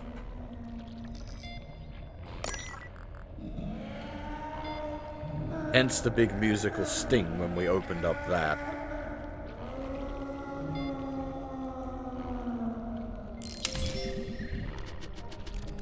Dr. Charlotte M. Williams, January 18. Oh, Francis, I still lie awake at night thinking of you. You haunt my dreams, my nightmares, and my fantasies. We found love, dear, even when we worked in Kane's Sydney lab, creating viral strains that could turn a human inside out. We loved and made love. Ours was a match made in heaven. We worked only on the most exciting viruses and pathogens. Our work together was a Mozart's Requiem, a Mozart Requiem, a piece of perfection. My work now is a pale imitation of what it once was. Oh, Francis, how long ago was it now? It must be 10 years, but it feels like only yesterday. You were too sick to transfer to the Groom Lake when I did. You died just as I took up my post. But don't fret, my angel. I've begun concocting a way of bringing you back to life. I always called you my little Frankenstein. Do you remember? Shredding the boundary between life and death was always your ultimate goal. Well, now with Project Seed entering its second phase, my plans can finally be put into practice. Now, how pedantic do we get about that? Because technically, calling him Frankenstein, the implication would be then that, not that he's the one coming back to life, but the one bringing things back to life. Because Dr. Frankenstein is the one that reanimated the flesh into the monster, rather than the monster itself being Frankenstein.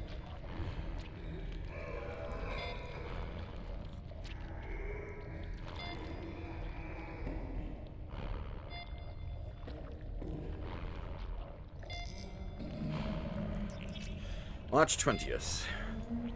Laboratories are off limits between 2 a.m. and 4 a.m., so that's when I work.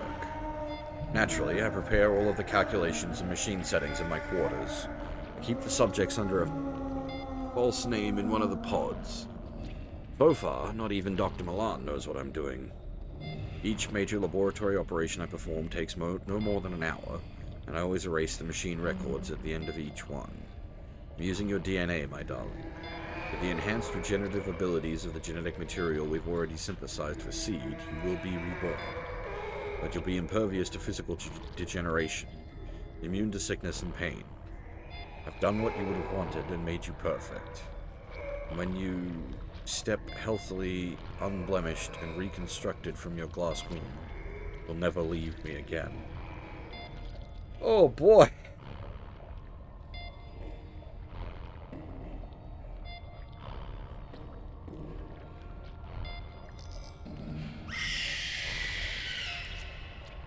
May 23rd. Things have felt strange lately. My work continues, but I swear, darling Francis, I can feel you watching me. I'm trying to work longer hours to complete the new and reborn you, but it's not easy. Marvin has already had a look at some of my work, I'm sure, as if he'd have any concept of what I'm trying to achieve anyway. July 30th. I still wonder, my darling, why you cursed me as you died. You know it was an accident. I know you remember that. It wasn't murder. I've never committed a murder, not even when we tested that pathogen on those troublesome neighbors. An experiment. How were we to know they'd choke to death on their own innards? I suppose death was a possibility, but that's science. I fear for your continued life. I'm afraid Milan knows. Who else knows? Have they contaminated you? I'll run extra tests to make sure your code is not flawed or altered in any way. I'm anxious. I've started scratching my arms badly. At this rate, I may end up looking like that leprous toad back. December 29. Oh, my dearest Francis, I have failed you. Milan knows. He confronted me about it directly. He wants me to make you just like them. I cannot have you crawling on all fours like some dog in the street. The very idea offends me. I'll protect you with my life. You will be reborn. I swear this on my life. Whee!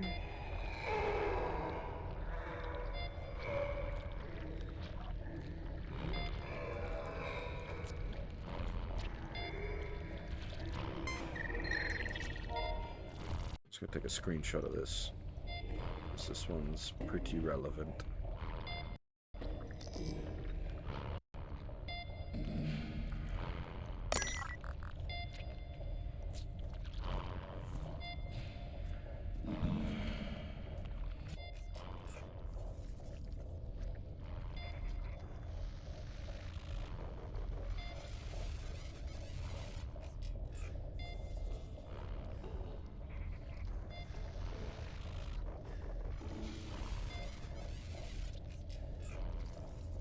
What the dickens?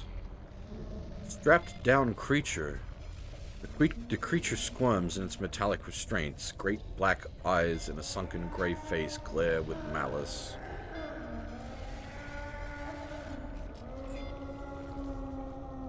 Oh dear.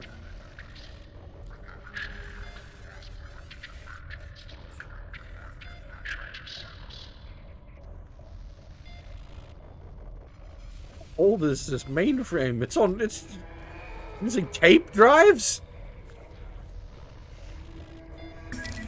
Don't go any further. I'm warning you now. How could you do this? I do with my children as I see fit. It's barbaric. Spare me the pity of the righteous.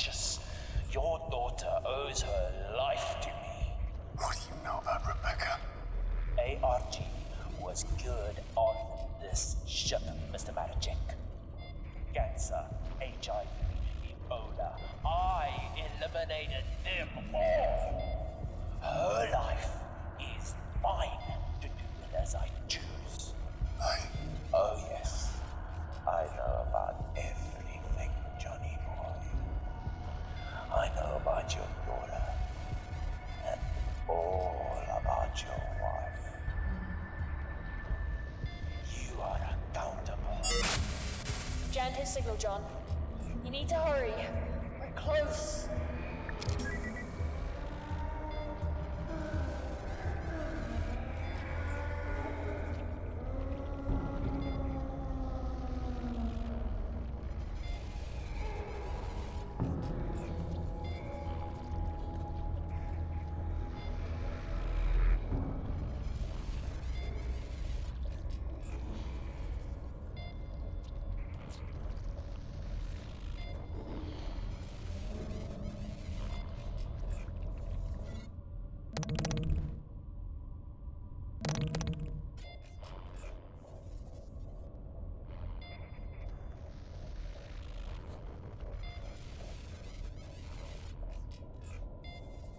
Okay, so we need what looks like 3 power cells to turn a laser on. We just gonna like kill this poor thing to put it out of its misery? And to fuck with Milan. Robert Lincoln.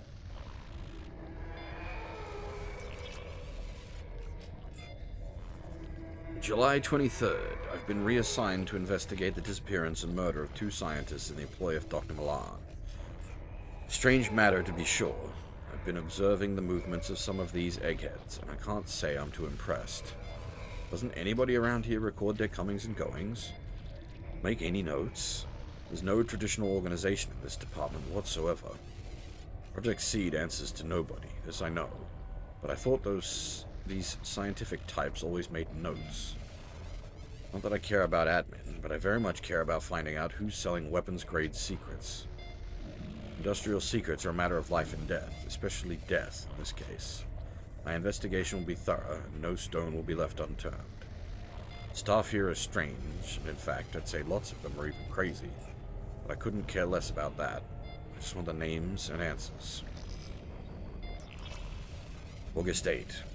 I got this job because I get things done, not because of my warm and caring personality. At the moment, people are taking umbrage to my investigation, but security is a constant and essential part of shipboard life. Especially when we're talking about industrial espionage. I'm not sure where the 2 missing scientists are, but it seems, based on the modified records I've found, they were killed and ejected into space.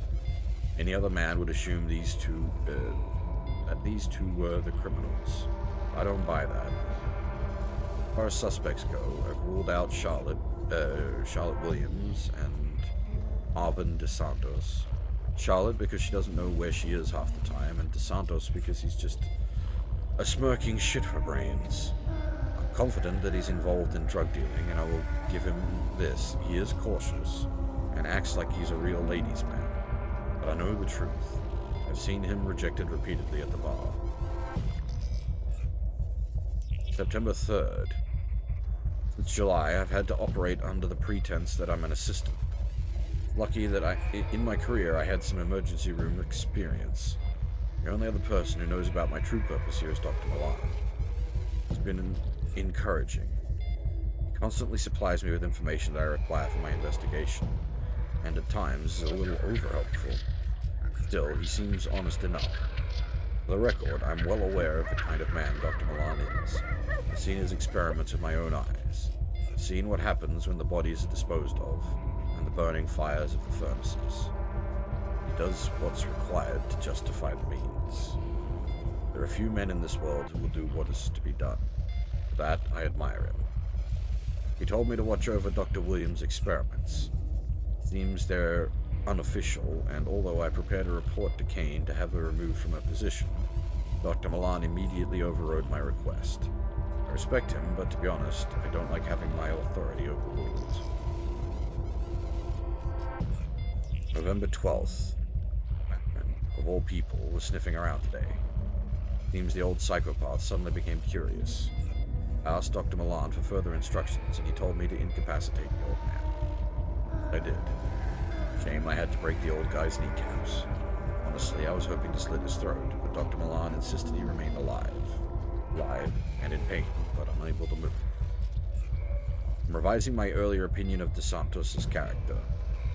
Still think he's a pathetic little shit, but now I believe he was partially responsible for some of the stolen information. He strikes me as an amateur put up to this by an outside agent. Deal with DeSantos soon. But first, I've got to monitor his movements. Make one move, pal, and I'll have you. September 17th. Milan has earmarked me for one of his experiments. I know this because when I attempted to leave the ship to report to Kane Corp, I discovered that my access was restricted and blocked. Came back to my quarters and found Milan waiting here. He was waiting with two of those hellish critters that he's created. I'm not squeamish, but those things make me nauseous. I'm currently awaiting what he calls processing. I suppose at this stage I should make peace with God. I've killed many men in my life, and I'll never say that I feel remorse for it. I won't give Dr. Milan the satisfaction of hearing me pray for mercy. My last notes on this affair are that Dr. Milan himself is at the heart of the events on board this ship. I was blind to it. I refused to believe that he was capable of creating such devastation. I always thought that scientists like control, but Milan breaks all the rules as far as science is concerned. The leaked information, the fungal growth, the missing scientists. I'm beginning to suspect he even knew that that DeSantos was actually selling intelligence and may have fed him the information to sell. What end, I don't know. I suspect it was because DeSantos kept Bachman drugged to the eyeballs with whatever powerful stimulants he happened to have, so Bachman could continue his work. I can hear the machines being turned on. Welcome my fate. At least I know that I did my job for the Kane Corporation.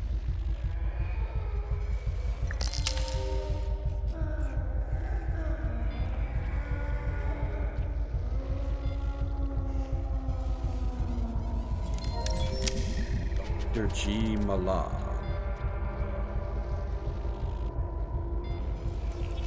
Well. January 1st. The new year begins, the wheel turns, and the Groom Lake continues to lead the vanguard of scientific discovery for all of humankind. Yet I feel dissatisfied. Even as the peons who work under me celebrate the new year, I wonder why. Why would you celebrate such an asinine concept as an outdated Gregorian calendar on a ship that's currently swimming through the depths of space? The reason is clear. Comfort. They fear the unknown, the alien, the impossible. I do not. I embrace the unforgiving cosmos with open arms. The problem with the research we do is the humans doing it, constrained as they are by conscious remorse and sometimes even fear. We try to grasp the infinite, and give it a framework that ill fits its cosmic splendor. This is my 10th year as Special Projects Director for Kane Corporation. Despite my discoveries and quests for knowledge, I'm held back at every turn by paperwork, moralizing scientists, and that group of degenerate toadies that I sit on the board with. If I were rid of them, then my word would be God. My word. Not the word of a corporation. Still, they have their uses. The research is funded by Kane, and the Groom Lake is kept running by the money and personnel they provide. But the time will come when all this changes. You mark my words. March 19th. I'm inundated with emails from all departments about inconsistencies with storage and containment samples. This grand masquerade is sometimes more tedious than it's actually worth. Worst of all was Dr. Way, and that technician, Miss Callister, is it? I'd normally make short work of such troublemakers, but it hardly seems worthwhile. Troublemakers must be allowed to make trouble, because if they disappear, that legitimizes their claims, and somebody will take up the fallen Crusader's torch. Dr. Bachman's tendencies are becoming harder to restrain. I'm well aware of his shortcomings. The old man is as brilliant as he is deranged, yet manages to go about his work with a sociopathic glee. He's useful to have around. He has requested more bodies for seed, specifically more women who are recently pregnant. Problematic is we have very few such women on board, and imports are not easy to come by. may have to play this one under the radar. May 20th. That fool, Dr. Gray, complained yet again about his beloved insects becoming more aggressive as a result of the power outages. So what? Let them spill out onto the decks as far as I'm concerned. The importance of seed outranks the hydroponics project work by 1,000 to 1. I do like playing chess with Dr. Gray, of course. I win every time. Of little fact, he is unlikely to tell anyone, although he does seem quite happy to contact anyone who's interested with the opinion that he'd be the next best candidate for my job. Sebastian, you would not, could not handle what I do. If you believe otherwise, then you're as great a fool as I imagine you to be. The day that I foresee comes, your rotting corpse will be under my feet, and I will laugh. July 4. Dr. Williams is still under the delusion that I don't know about her personal research. Officially, it's illegal for staff to conduct their own research, but this is interesting. Recreating her dead lover in the form of a hybrid? How fascinating. If it works, I'll make use of it. If it doesn't, then I'll burn it with the rest of the rejects. The woman is obsessed, and I know that DeSantos is playing no small part in feeding her delusions. I know her secret research won't cause me any problems, or I would have never allowed her in Project Seed. October 23rd. So it seems contaminated waste from the corpse disposal overspill is contaminating the ship, causing fungal growths, or so my various drones tell me. Fungus is a riveting proposition, though. While I'm angry at Dr. Backman for terminating more subjects than strictly necessary, these unintended side effects are fascinating. I intimated as much to Dr. Gray, and of course stroked his ego with hints of promotion and glory. He keeps the fungus alive, and the engineers want it destroyed, but I'm sure we can delay that. The experiment is becoming more engaging by the day, and I haven't had to lift a finger. So while they clog up my inbox with demands and Rome burns, I play the violin. We're more than secure here anyway, as this has a certain inevitability about it. I must record the daily developments as the experiment grows. November 30th. It is as I foresaw. Panic, destruction, mayhem. And yet Seed continues apace. Once the fever and flame dies down, we'll sweep the decks of detritus and repurpose all of it for my beautiful hybrid creations. No more growing plants for the good of mankind. God is no longer in the machine, my friends. I am God.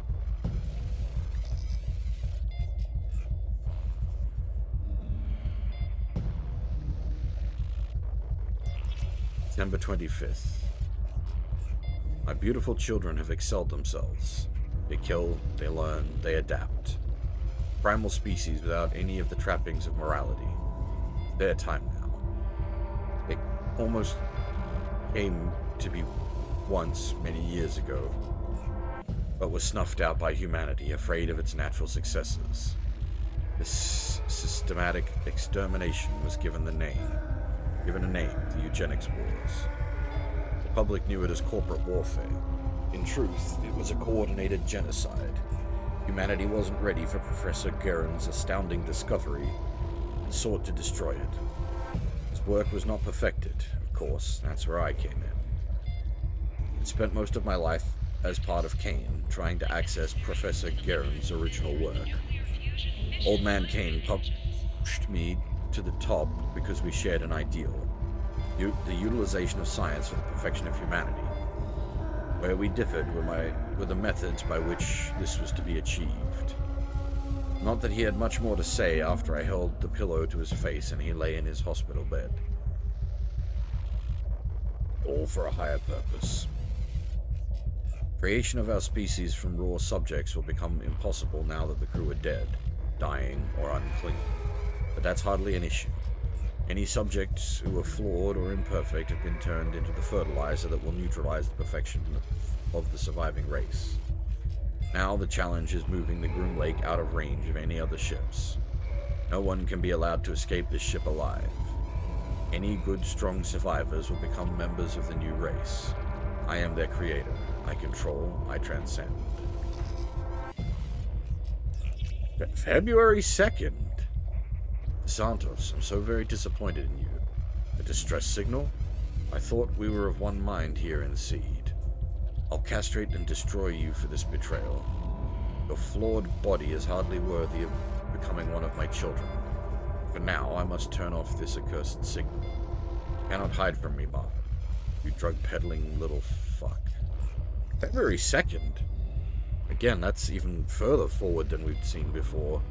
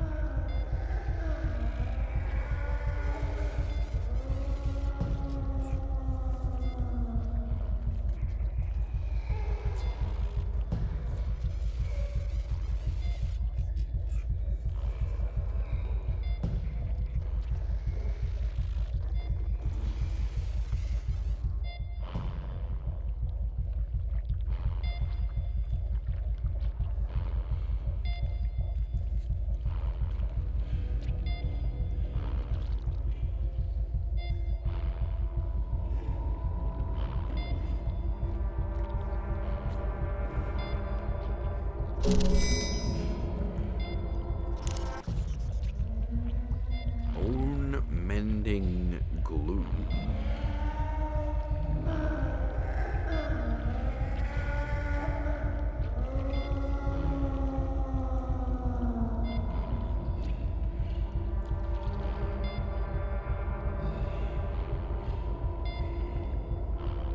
I don't think we need to stick anything together.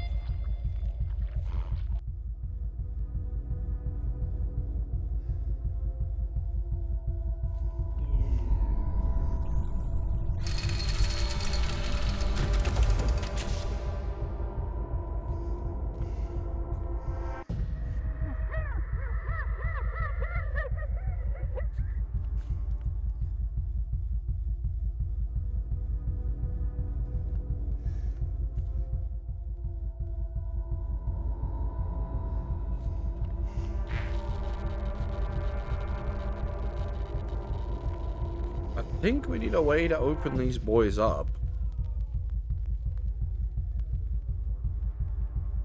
Because there's a bunch of them around.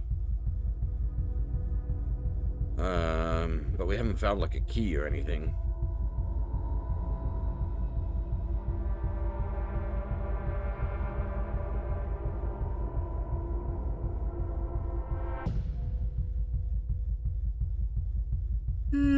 Oh dear, excuse me.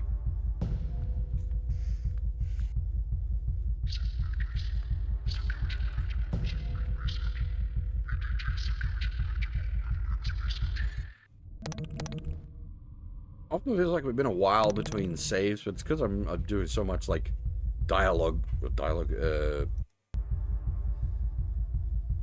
fluff text reading.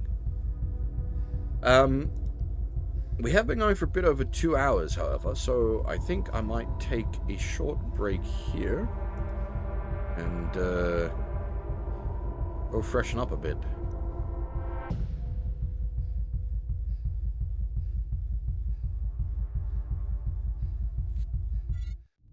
Yeah. I will be back in a couple of minutes. Don't go anywhere.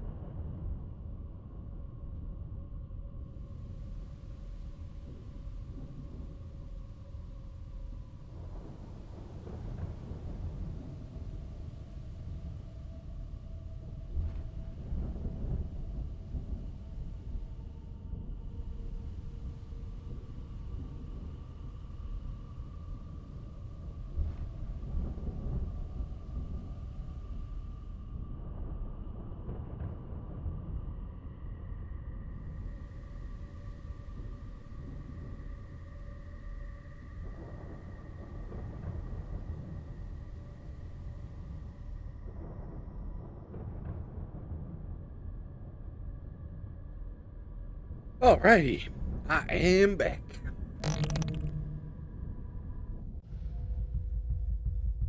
Right. The puzzle for this one is it's an adventure game puzzle, alright? There's not just an adventure game puzzle. This puzzle solution has been in a number of games, and in none of those games have I ever liked this particular solution.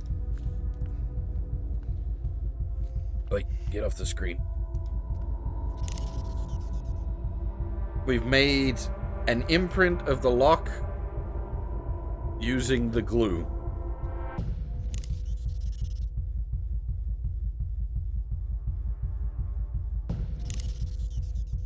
And now we use our metal with the imprint of the lock to jury-rig a key. Because of course that would work.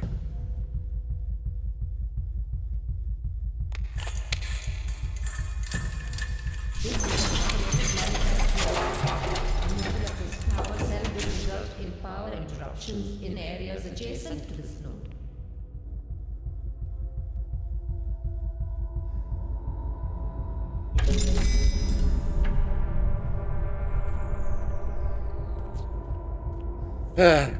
It's like, that's as bad as the bloody, if you're familiar with the Silent Hill 2 puzzle that requires you to put a horseshoe in a drainage gate and melt wax in it so that the horseshoe sticks in and acts as a handle you can lift, because of course wax as a bonding agent is going to retain its shape through a friggin' like, well, not shape, but like retain its a hold through lifting a super heavy sewer crate. Oh man, that puzzle always pissed me off. And that, like, this is getting there with that. It's not quite that bad, but like, goddamn. Hey, Anova, how's it going?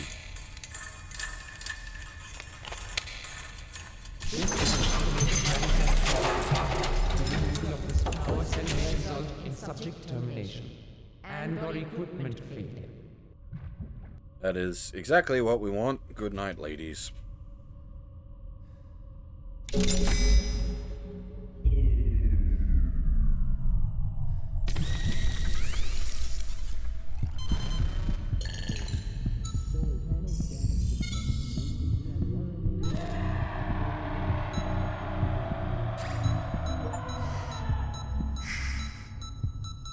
to sleep. I beg you. Don't worry.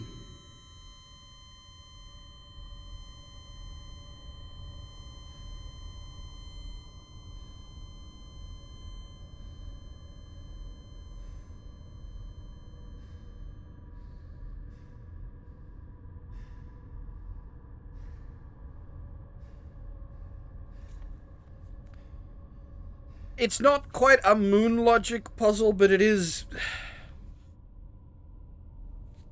Like, we knew we needed the power housing, like, the key for the power cell housings. But making a mold out of...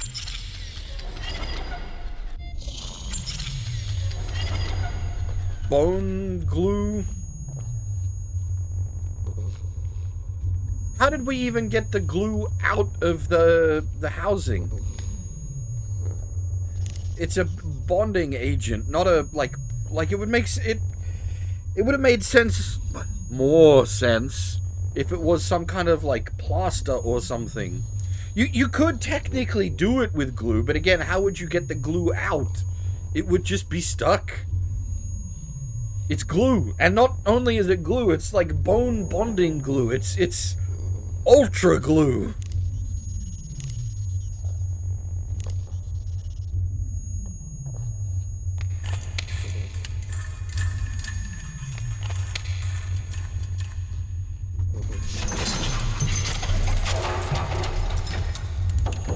again, good night, everybody.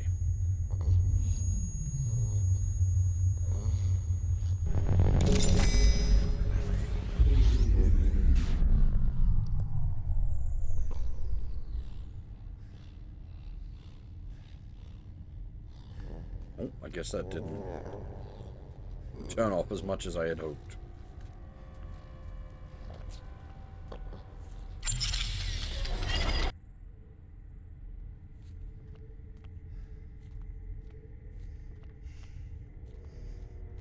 But yeah, like, it's not the most insane puzzle logic. The problem is, I've played, the Discworld adventure game, which has the octopus in the toilet puzzle. So that, like, nothing is going to ever quite be that Moonworld logic-y. You're already operating off of Discworld logic, and then it gets so fucking retarded. It's a puzzle. No, it's not a puzzle, it's bullshit.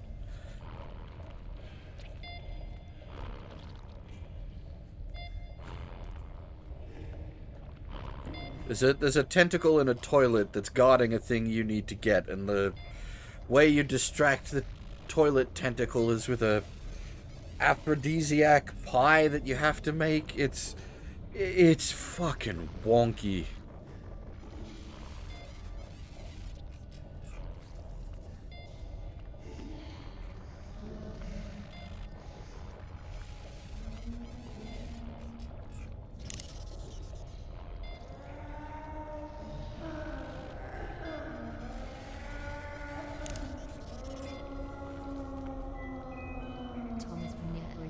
Please report to the Research Center.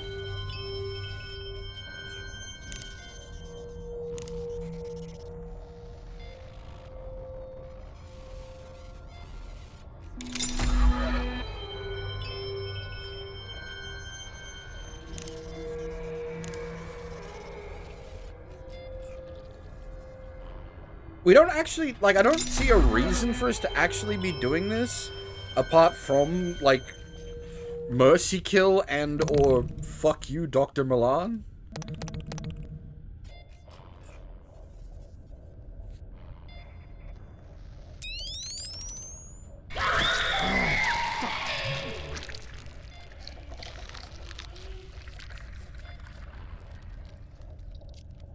Eviscerated creature. The smell of the freshly spilled blood and guts filled the air. The creature has been cut raggedly in half.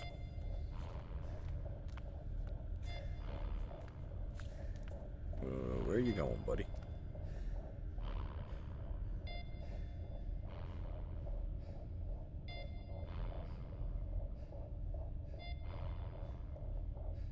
Oh, we can still diddle with the laser? Oh! Holy shit, okay, no, we are. This is just fuck you, Dr. Milan, alrighty. Fuck your servers, fuck your experiments.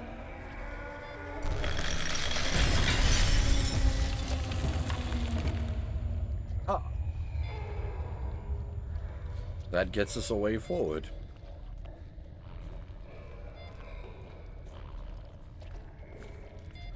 Again, I question why tape drives.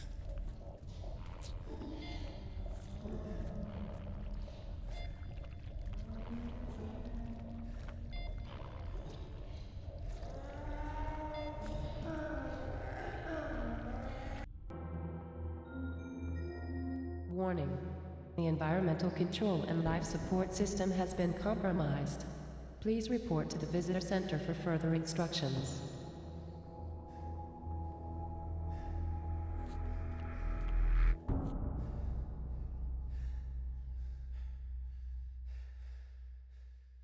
I feel like this game does need a, like, I hate to say it, but one of those, like, tab You hold down tab and it highlights interactables. They've outright said the reason it doesn't have that is because it breaks immersion, and I get it, but at the same time there is a bunch of like you've just got to like sweep the mouse cursor across the screen. Yeah, and like I get it. I get it. It's not stupid. Like I get it, but you have to really, really fucking design your game for that to be the fact. And like they've tried, they added like all the like PDAs and whatnot have like little sparkles on them, but there's so much that doesn't, and it just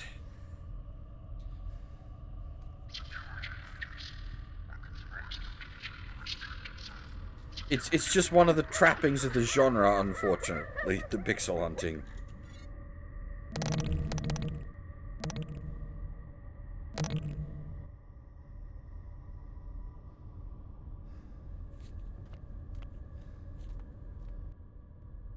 Abnormal neural activity detected.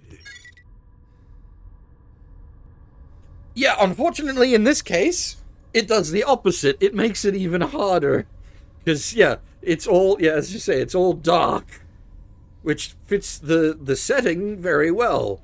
It does not make for easily identifiable situations. I mean, there's been so many scene transitions where I don't even, like, I'm not even sure where John is at. Like, I'll just be staring at a screen, taking everything in, and, like, I won't even notice John. He'll just be completely lost in the darkness somewhere. Warning signage. Sinister signs displayed along the walls. Animal testing. Gas mask zone.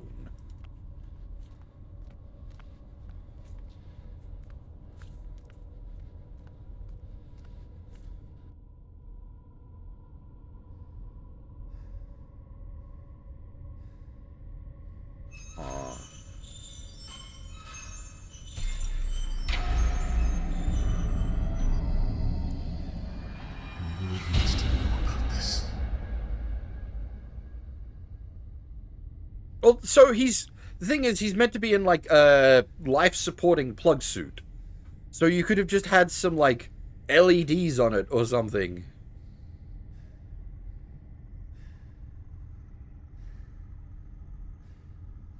Boy.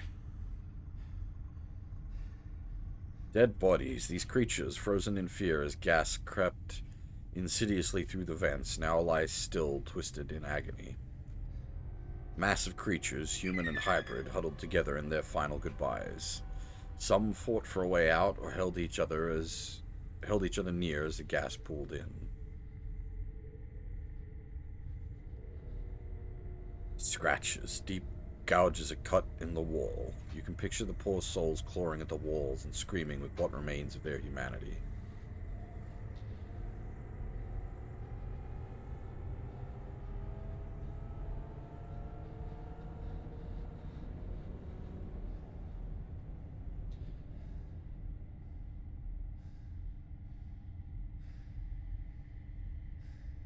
And, like, for what it's worth, like, the interactable stuff does get that hand icon rather than the look icon, so you at least, like, you know you can, like, interact with the thing. But the problem is that doesn't alleviate the, like, pixel hunt.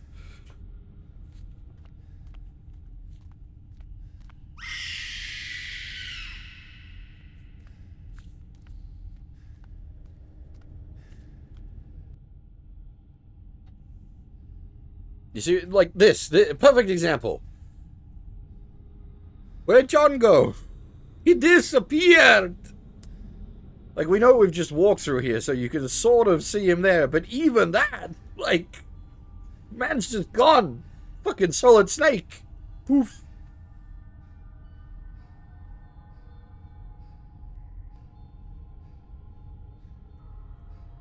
Actually,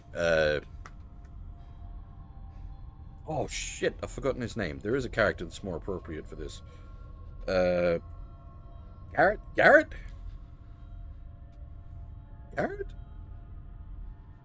Master Thief? Keeper in Training? disappears in darkness. Equip messenger and break for checkout experience to breakdown. Please send a text to security office to 0001. Dead hybrid in cage. The creature stares vacantly into the dark, a victim of its own existence. More corpses for the incinerator. Thief's real good. It's just... You want to play it on the hardest difficulties, because it makes for the most interesting game. The problem is certain stages become really, really, really tedious on the hardest difficulties. Because the hardest difficulty has, like, it's a really interesting way of doing difficulty settings in that game. Each difficulty adds more and more objectives that need to be done on each stage. The hardest difficulty basically having, like, the true version of the stage where you have to do all of the stuff in the stage. The problem is that gives a lot of stages a huge acquire general wealth goal. And in a lot of those stages, you have to scrounge in every tiny little corner to get enough wealth to meet the goal.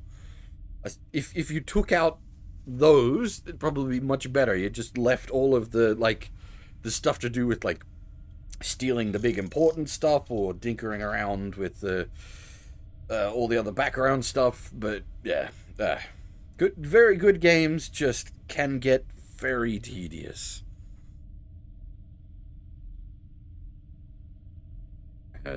Does heaven have a place for a creature that was created in hell? It's propped against the bars of its tiny prison, surrounded by similarly small cages. The creature reeks, as if it's been dead for some time. The creatures contained here are malnourished, desiccated husks. The creature's stench is thoroughly vile. Rotten mishmash of smells that range from putrescent to death. Distended limb drops quickly to the ground. Prison for these poor beings, but more like a disposal area.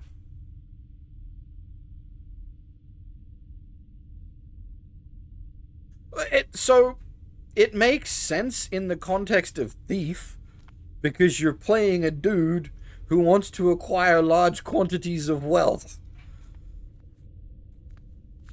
There is a lot more going on to the story than that, but, like... Oh, jump scare.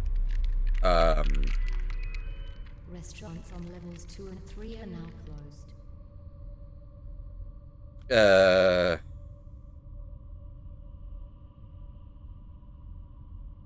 It may look dead, but the drain thing can still move a little. We did sort of get a warning, because it did seem to imply movement in that one.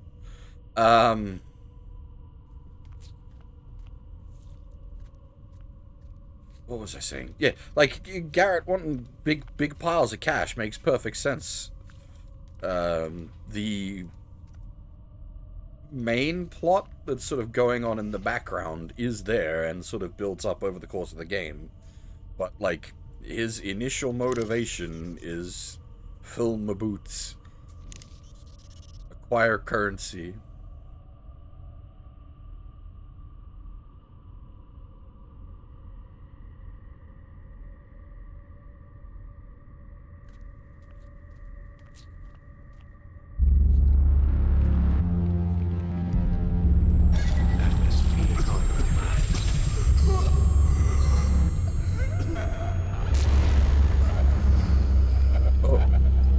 See.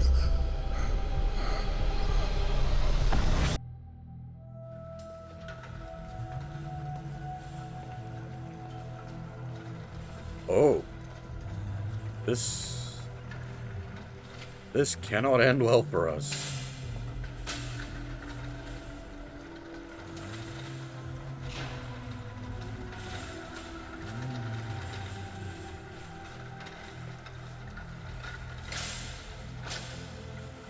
Oh boy.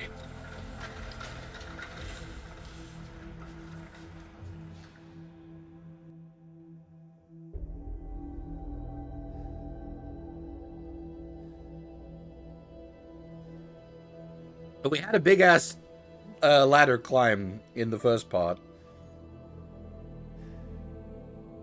I know why you're here. I don't know what you're talking about. Bullshit! Listen, Milan. Dr. Malan. Let's discuss this rationally. Enough! I'll see you soon, Miss Hensley. Give my regards to her. Mr. Maracek, you sneaky bastard. Not to worry, I can speed up this little family reunion. What have you done with Rebecca? She's right here. Stargate? Rebecca! It really is a Stargate Iris. You took away my life's work, Mr. Maracek. Now let me return the favor. Cage 7 open. Enjoy the show. I'm off to deal with Judas.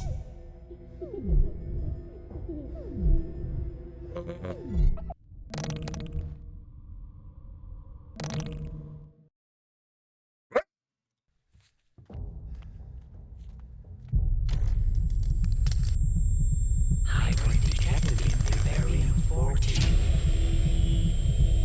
Rebecca, no!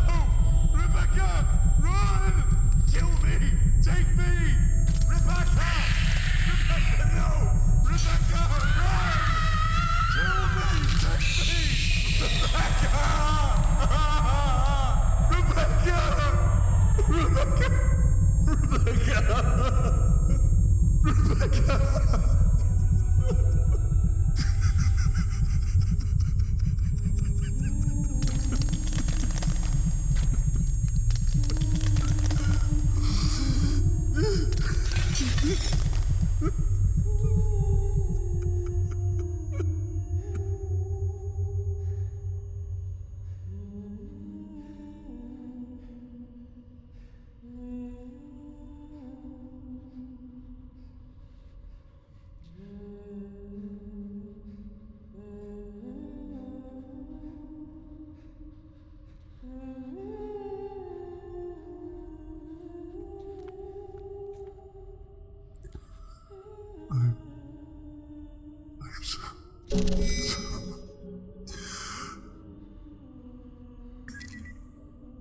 John,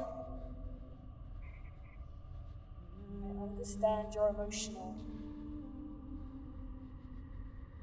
Still get Ellen. You can save her. What is her like goal in all this?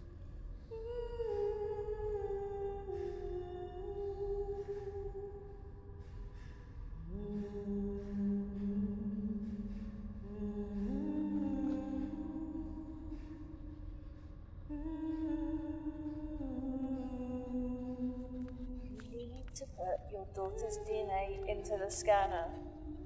I'm living in a nightmare. I can't do this. I just can't do this. You don't have a choice. Milan is a monster. We need to find Ellen. You need to put Rebecca's blood into the scanner. Now!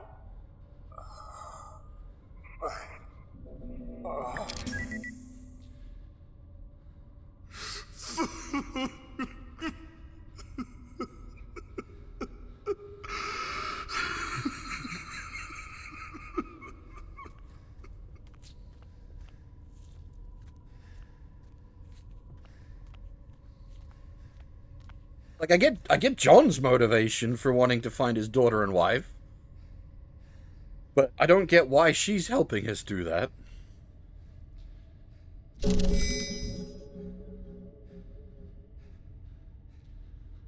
What does it achieve for her? What is her goal in all this?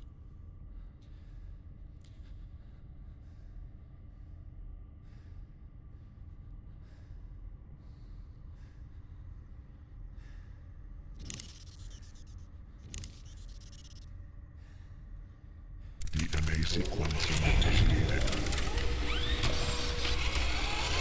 Complete. Scanning.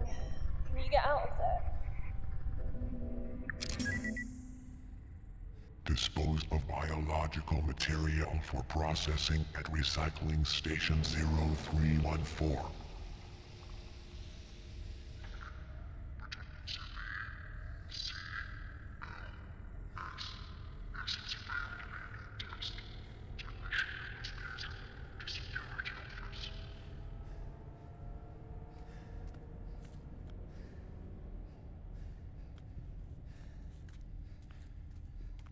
Sleep now, my angel.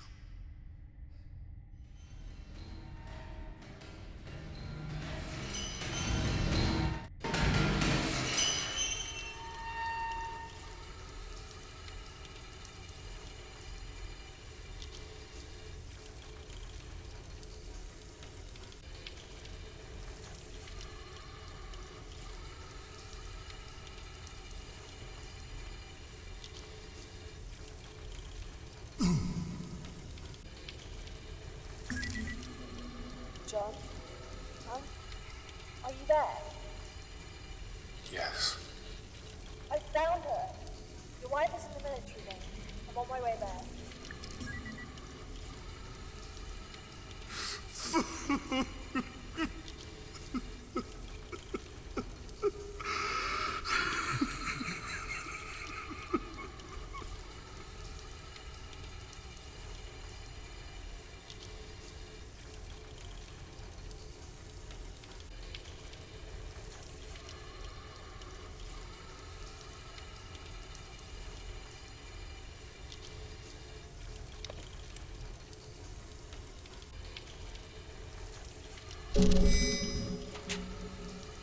Acquired hazmat glove. PDA, Dwayne H. Jones, Drain Service Technician Level 3. Log deleted and or damaged? Abandonment. No feeling like it. Betrayal. There's another one that cuts deep. To be betrayed and abandoned by your own family. Oh fuck, what can I say? It's been 10 years since Maggie put my name into the Progressive Assisted Selected Suicide Lottery. For $10,000 cash from the government, no questions asked. They said it was a fantastic deal. All that cash, and only a super slim chance that my name would be selected. State wins in the long run, with one less welfare case, and my family gets a cash bonus. Did I have a say in this? No. So April 15 rolls along, and bam, just my luck. My name is picked along with a few thousand other unlucky bastards. I did the only thing I could. The only thing I ever really done. Ran. I joined Kane Corporation and headed as far away from my blood-sucking wife as possible. I've worked my way up the ranks here. Level 3 gets me some limited seed access, which means I clean up some weird and disgusting shit. But at least nobody talks to me, or asks questions, so that suits me just fine. Who cares? At least I'm alive and kicking. Master of my own destiny. Keeping that in mind, I've been stuck in this room for a few days now with only the dead as company. Nobody is looking for me. But at last, the bodies have stopped falling into the acid vats. That green goo is my way out to a better place. A sip of that shit and I'll be assisting my own goddamn suicide. To anybody reading this, please pass this message on to my wife. Fuck you, Maggie.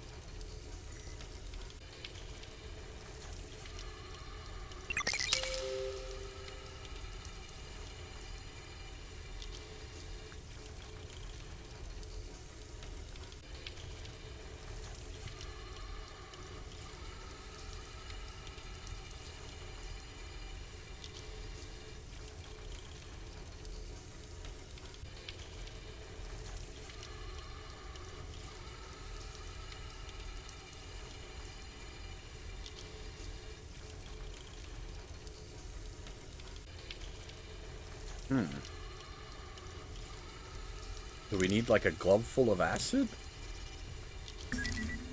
Okay. Really? Start. No lights. Keep your head down and stay away from the walls. And listen, you'll hear him before you see him. Yes, okay. Okay.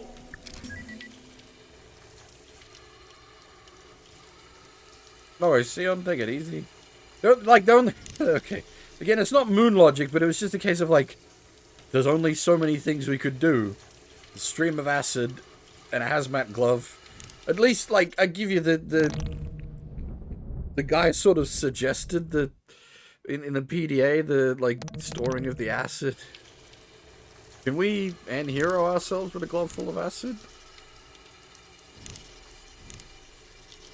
Oh, we totally can.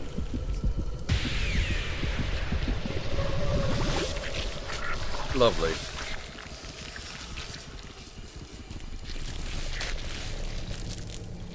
Lovely. The achievement name is something as well. I have no mouth and I must scream.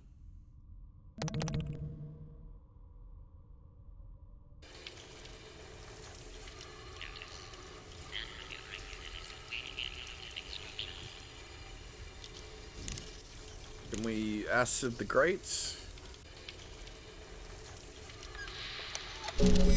We indeed can. I feel like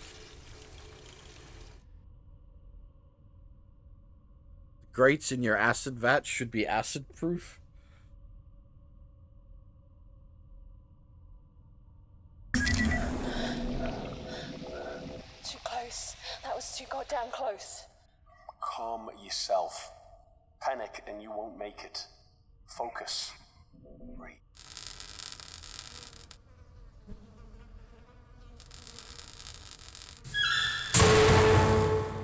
Was loud. Yeah, come in. I can hear you. I made it. I'm in a storage locker. I don't think they saw me. I'll contact you when I'm clear. I'll be waiting.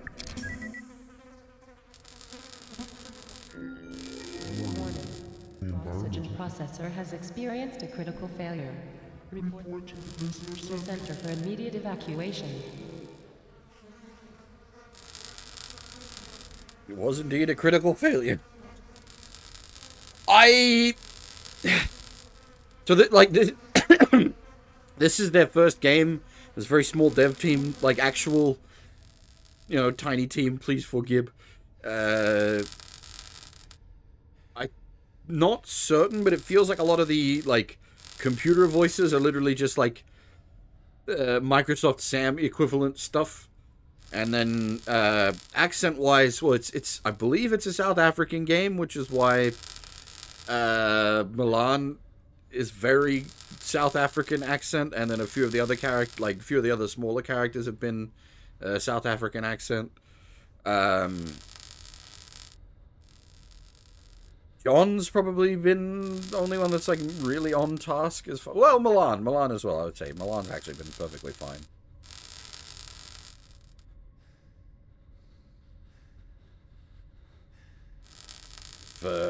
More corpses though. No Andre, security level 0. Thomas Rorzaka, security level 0. Lots of dead people in this place, my goodness. Nicholas.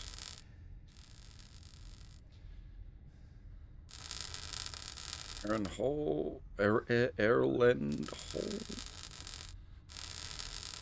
Oh, prosthetic arm. Radical advancements in artificial technologies result in bionic arms and hands that are indistinguishable from real limbs. This prosthetic arm is made from a synthetic steel and carbon fiber composite. A.J. Schrader, provisional crewman. Lots of just flesh.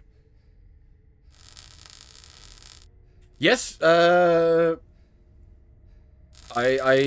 was a couple of characters that I was like, is this an Australian or a New Zealand accent?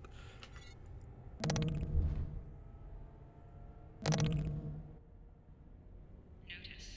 Broomlake has experienced an electrical failure in the nuclear fusion fission hybrid engines.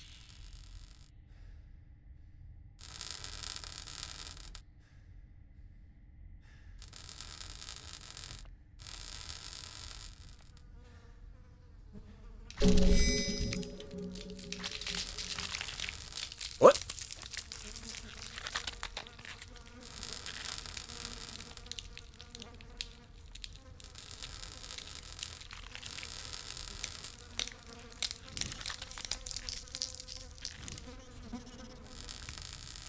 Room's making tasty noises.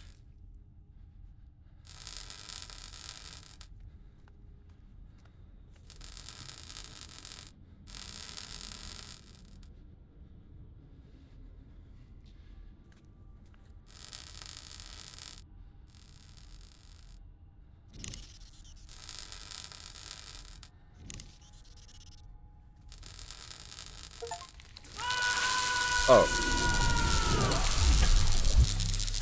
Yeah. Maybe we should have put the glove on, actually. Fair enough.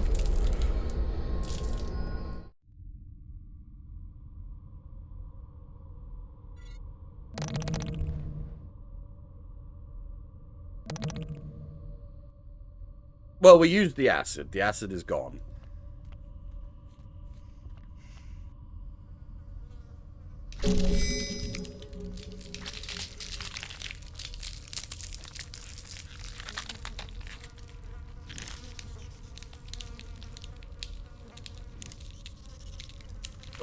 Okay, we're not put the glove on. We have wrapped the glove around the arm. I'm in the limb regeneration lab. There are arms, legs. One step at a time. How close are you to Ellen? She's in a storage bay. 2 floors up. I'm close.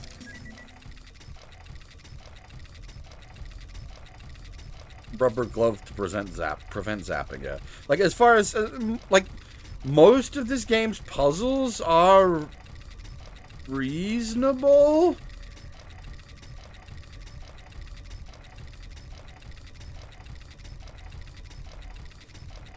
We need something to put in the cog, I guess. It's only like a couple of the puzzles that have gotten moon logic-y.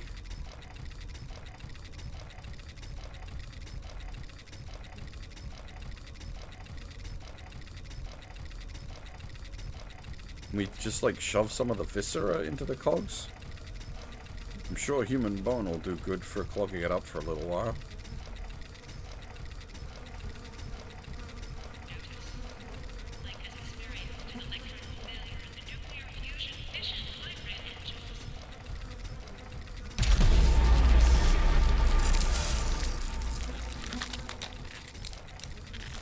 Ask and ye shall receive. Thank you, God, for the delivery of this corpse. The child-sized carcass appears soft and deflated. Brittle bones protrude, piercing the translucent skin at odd angles. That's Rebecca.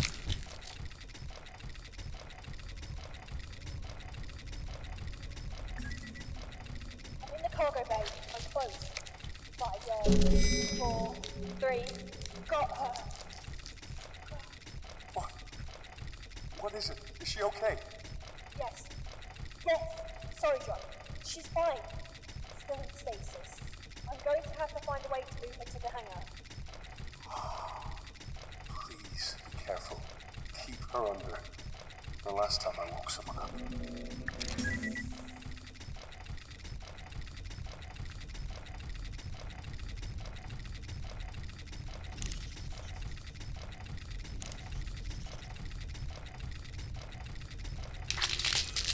This is a test of the emergency evacuation announcement system.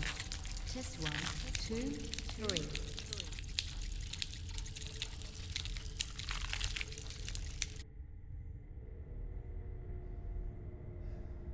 3. Again, that's not moon logic there. Just shovel shit into the gears to clog them. Makes sense. But why did we need the specific hybrid corpse that was Almost at the hangar. dead John, shit everywhere? I need to explain the situation. Well, Miss Hensley. And it looks like you brought a friend along. Milan! Sarah!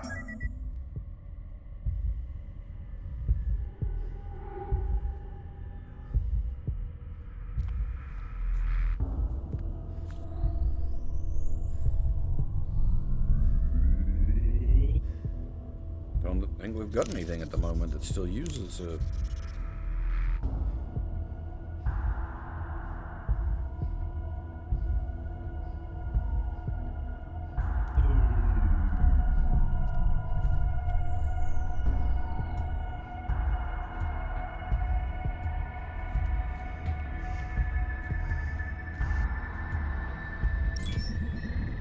Jared Winslow. February 6th. I try real hard not to think about it. I try real hard not to think any less of Scotty, but I swear the boy ain't got a caring bone in his body. Plus, I bet he don't know what any of those big words he uses mean. He's always hinting that when we're back home, we can be partners in business. Got myself a job on a damn spaceship. Does he reckon I'd need any help getting a job? March 5th.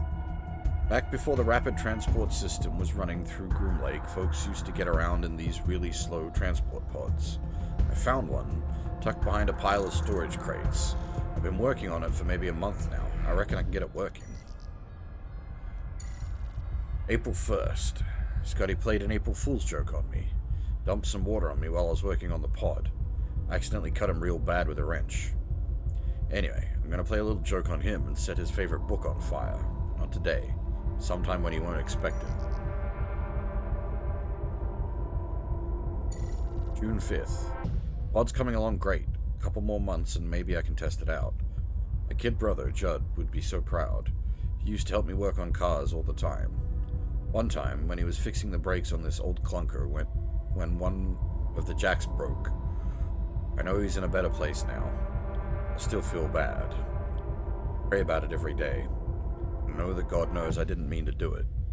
Promise to him that I'm trying not to be so angry anymore. August 22nd. All finished. Had to get some parts printed with the nanite machine, but I'm sure Stefan didn't mind much. Can't wait to try it out. August 23rd. Scotty says the pod won't work, and that I'll get into trouble for it. Who the hell does he think he is? I made sure it would work. I ain't stupid. It's getting real hard to breathe and just pray about stuff. People like Scotty, God lets them live for some reason or another. October 24th. Albert noticed some strange mushroom stuff growing all over engineering today. Guess we're gonna have to get cleaning. October 30th. Good news and bad. We had to scrub like mama on laundry day, so the gunk is just about gone. Bad news is it's all over the damn place.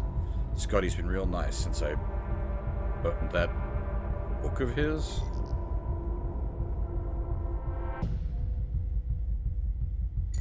November 20. Scotty's nicer every day. The Bible said he'd change if I was nice to him, and look what happened. A little bit of bread goes a long way in the house of God. December 19. Damn, this ain't good. The ship's on level 7 lockdown. Looks like we're gonna get real familiar with one another down here. December 23rd. Folks must have gone mighty hungry. Screams are echoing everywhere. Scotty and me are gonna lock down engineering, shut down the baskets, and close the umbilical bridge. Keep them away from the twins. December 25th. It's Judd all over. I swear I didn't mean to. Couldn't get Scotty to shut it and stop making such a ruckus. I just wanted him to shut up. I swear I didn't push him too hard. But for God's sakes, he was being so damn loud. This gets to where a guy can't take it no more. He thought he was better than me all along. And he's dead now. He's staring at me. Better tuck him away somewhere. December 27th. I hear him. He's been laughing, crying, cracking jokes. He won't stop. Can't get him to stop. Folks say I can fix just about anything with a screwdriver. Already fixed Scotty. Already fixed Judd. God wants us to fix folks up when they're broken. Can I fix me?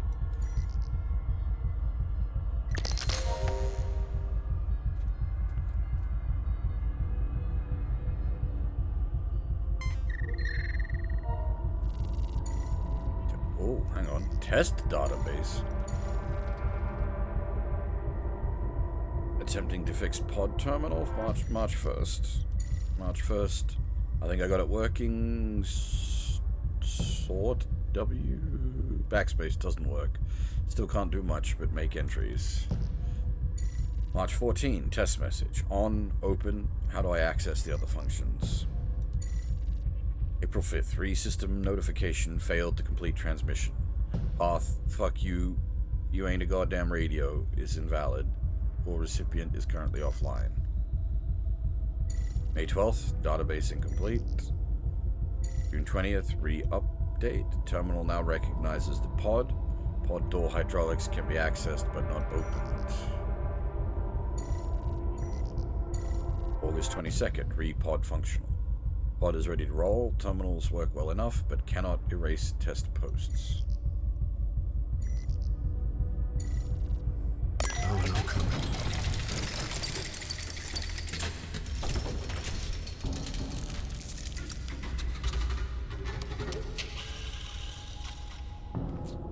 Why is there a power pad, though?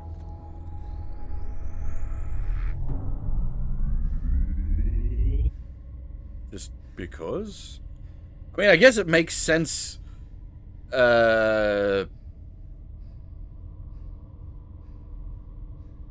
What's the word I'm looking for? Like, logically, there would be a power pad here because it's a maintenance area.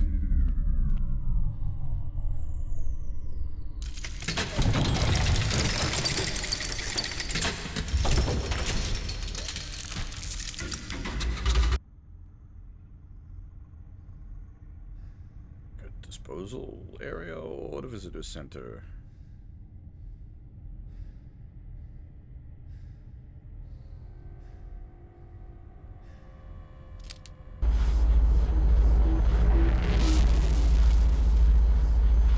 There was a sequence earlier in this game that reminded me of Abe's Odyssey, and this again...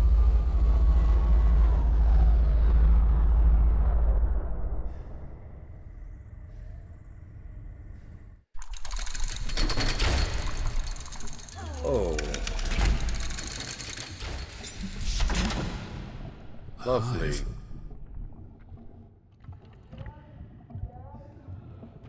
These creatures are following their base instincts. Breeding, eating. Please proceed to gate 9 immediately. Smoking is prohibited for the duration of the evacuation procedures. Drink a Duke Cola instead. This is... lovely. Lots of corpses and general viscera.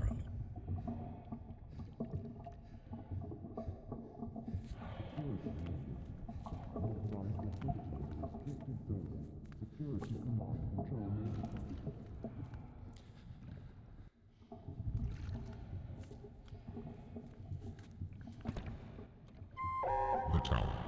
Maintenance and repair and solid waste disposal facility is overdue by 9,125 days.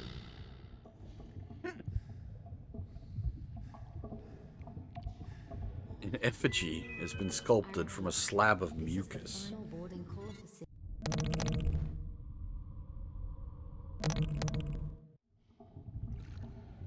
Never seen anything as disgusting as this place.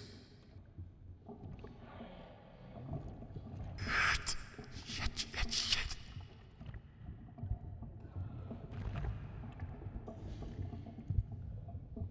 Plasma cutter. Heavy loader. Looks like it was sealed in during construction. We're gonna Isaac Clarke our way out of this?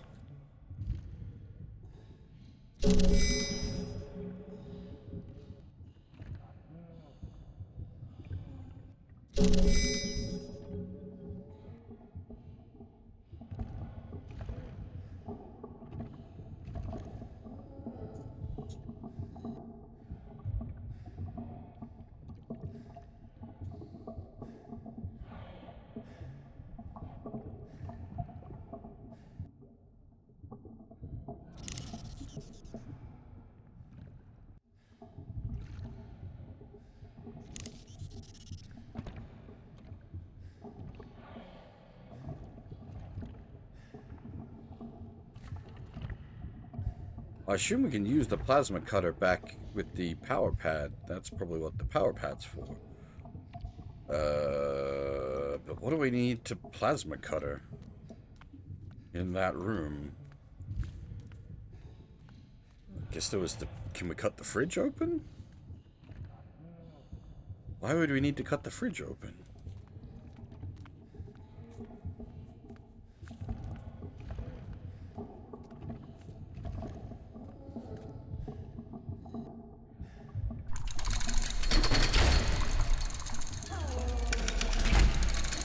There's an unfortunate, like, genre issue, I guess. When you start picking up puzzle bits in a point and click and you start solving puzzles without having a reason to solve the puzzles. Probably something, well, if the fridge is the answer, we probably need something from the fridge to access the visitor center, or something in the visitor center.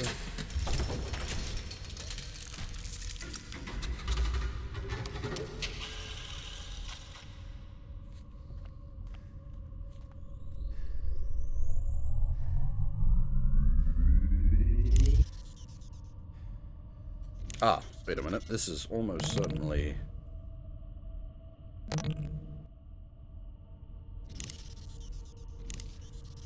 Yep.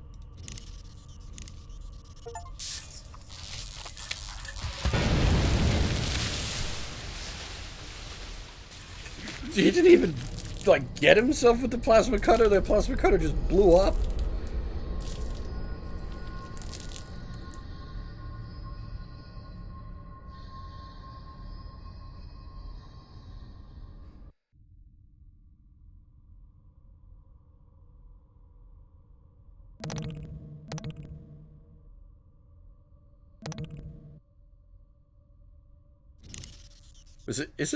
Was it plasma weapons? You roll a 1, they blow up?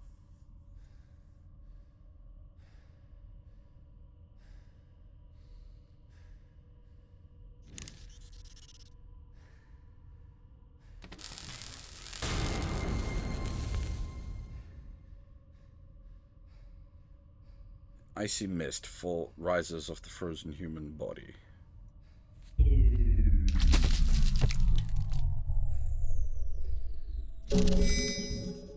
Eyeball.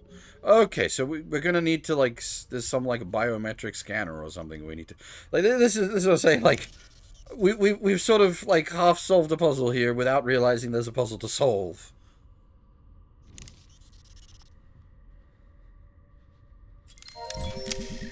Scott Tanaka.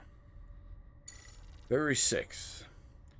Jared make for a useful business partner, but I can't even suggest it without him erupting into a fit of rage and beginning to rant that that ain't how it's done in my family. Does a man honestly expect to get anywhere without once taking help from those more intelligent than he is?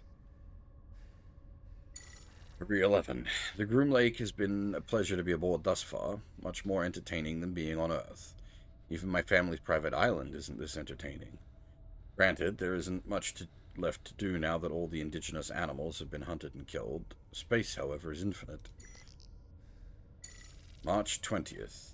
I feel as though planning an April Fool's joke almost 2 weeks in advance is a little pathetic, especially when the plan consists of a single prank, pouring water on Jared. April 2nd. I poured water on him, just a little glass, and the consequences? The hulking dimwit chased me down the corridor with a wrench, slicing a reasonable portion of my forehead open. I'm now thoroughly convinced that he is deranged and will be doing some investigation. May 14th. After agreeing to transfer a sum of money, I convinced Dr. Graham to obtain Jared's medical records for me. Jared really is mentally ill. He suffers from outbursts of rage. According to one report, he murdered his brother by crushing him to death with a car. He goes on to note that Jared believes it to be the will of the Lord. Capitalized just like that. How the hell did he manage to get a position in the most important area of this ship? I have to stay on his good side. June 4th. I'm beginning to miss my father's mansion more with each passing day. Having maids and chefs to cater to me is how I was raised. To be responsible for cleaning up after myself and walking all the way to the mess hall for food remains a challenge. August 23rd. Sometimes I question my own sanity. I briefly criticized Jared's hobby of repairing that old transport pod, and oh, the daggered stare he gave me in return. What did I think I could possibly accomplish by talking to him about it? August 27th. Unbelievable. He burned my thesaurus. Jared marched towards me, ripped it out of my hands, set it on fire, and then screamed April Fools as he sprinted away, waving the burning pages above his head. September 19th. I can't begin to say how many times I've retyped my entries. They feel not as good. There's a better word, I swear it. I would kill to get my thesaurus back. How can anyone respect me if I don't sound smart?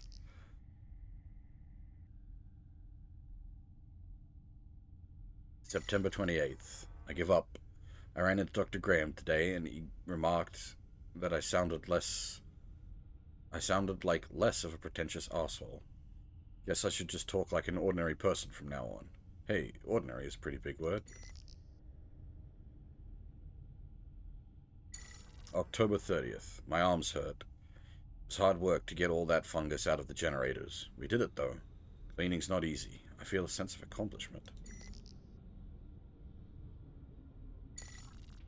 November 13th. I guess Jared isn't all bad. He apologized to me today for losing his temper so often. And you know what? I apologized in return. I don't remember the last time I did that. November 15th. Nope, that's November 13th. That's November 15th. Holy shit, it turns out the guy had a bunch of rations tucked away. He shared them with me, even though he's almost out. If I don't starve to death here, I may have to put him in charge of Tanaka Investment Charity, which doesn't exist yet.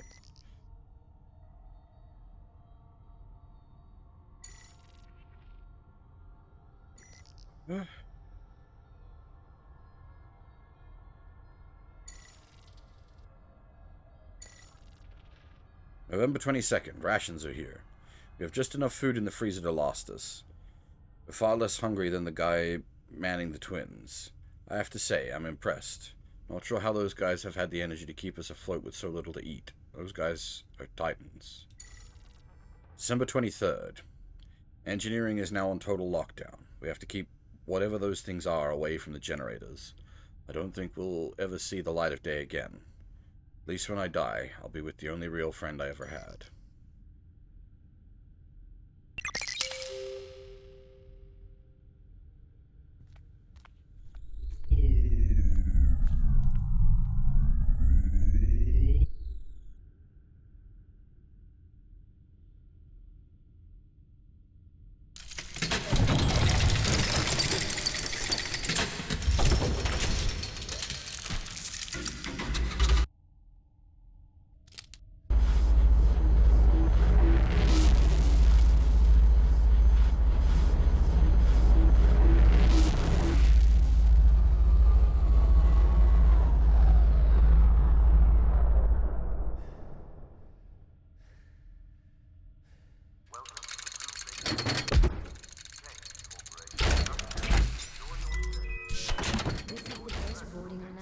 Lifeboat 8 through 25.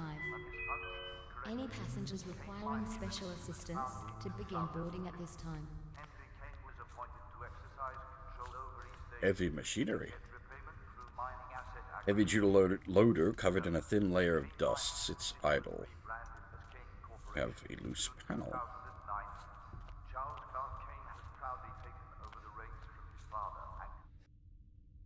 Yeah, okay, that's exactly what I thought. We just hadn't scaffolding. Gotta find another way out. Oh, I see.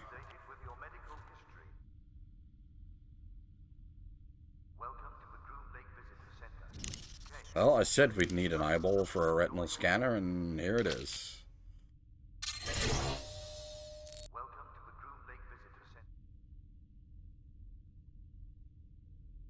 What? Does it need a battery?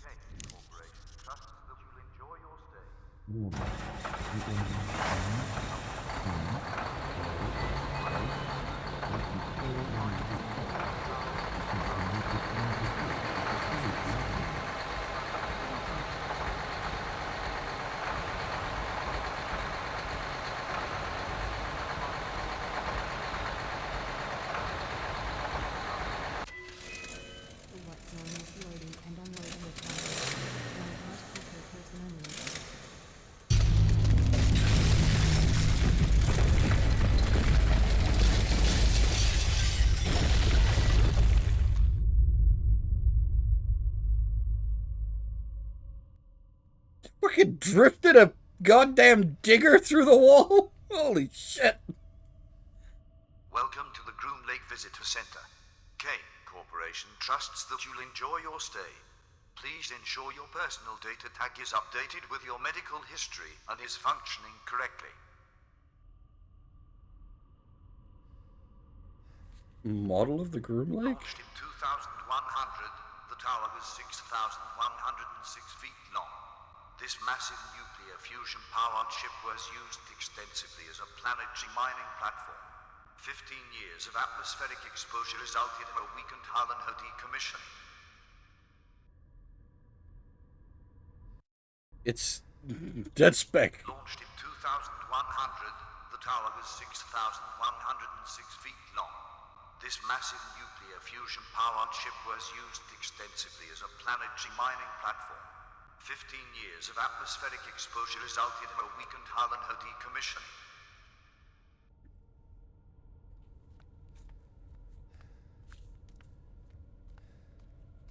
Kane Mining Limited was founded in 2050. Henry Kane was appointed to exercise control over East Asian Pacific debt repayment through mining asset acquisition.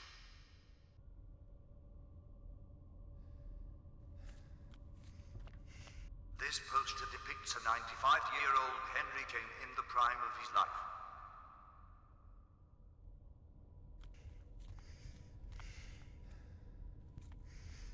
Did you know? Kane Mining Limited was rebranded as Kane Corporation in June 2019.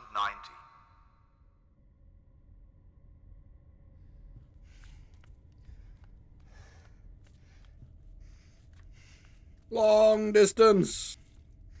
Henry Kane was born to an impoverished family in January the 26th, 2000.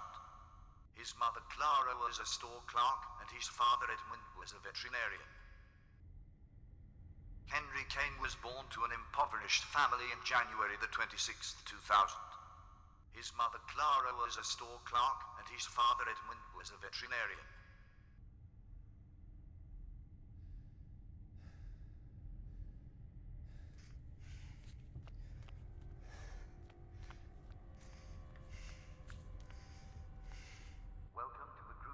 The tower was rechristened the Groom Lake in 2120 when she left dry dock and began her journey towards the outer planets. Lifeboats have departed from Gate A1. Charles Clark Kane has proudly taken over the reins from his father and continues his family's legacy.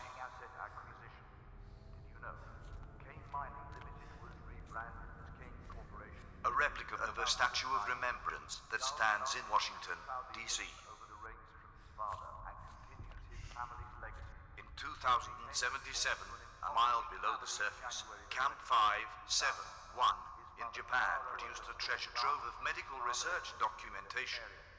In 2077, a mile below the surface, Camp 571 in Japan produced a treasure. Did you know?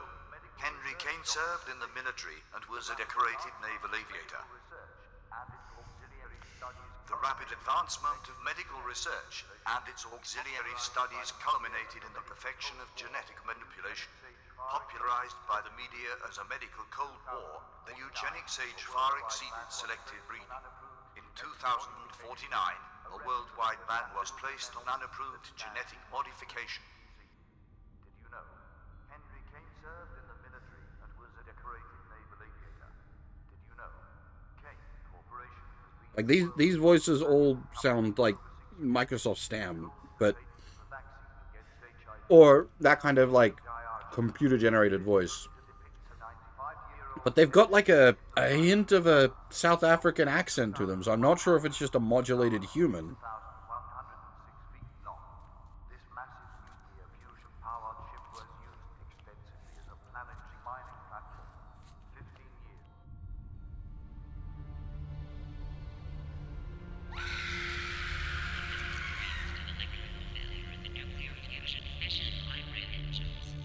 Oh boy, destroyed escape ships. Multiple.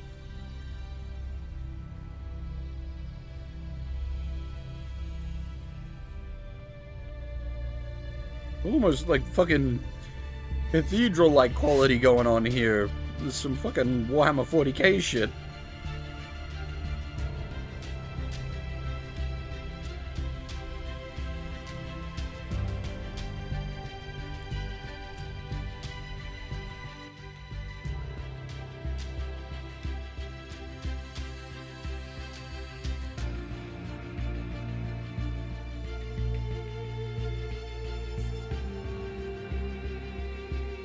All the lifeboats are trashed.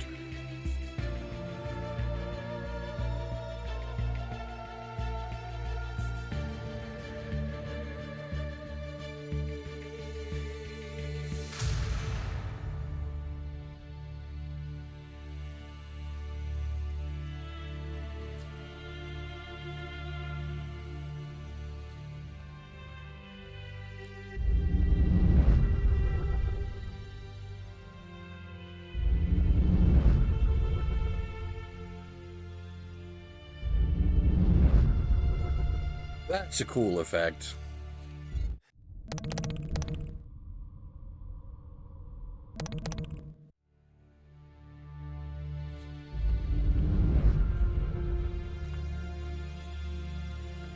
Without a family, man, alone in the world, trembles with the cold.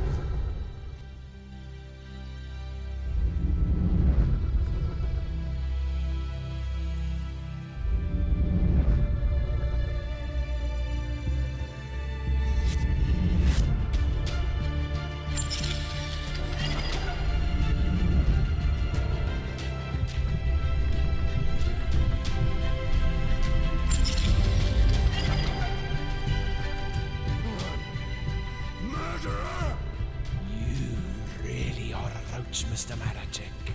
John, shoot him! Kill him now! I may have pulled the trigger, so to speak, but you and Miss Hensley loaded the gun! Don't try to worm your way out of this, you goddamn monster. Monster? By whose standards do you call me a monster?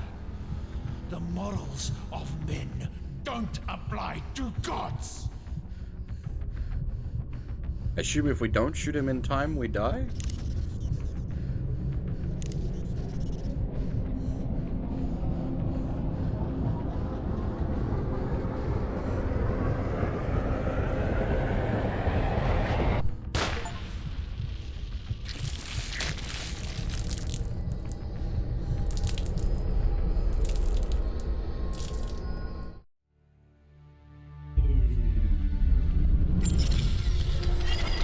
I'm glad it does kill you. Like, some games, you have moments like that where it just sits there.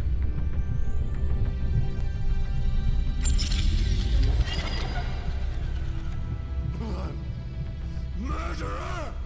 You really are a roach, Mr. Maracek. John, shoot him! Kill him now! I may have pulled the trigger, so to speak, but you and Miss Hensley loaded the gun!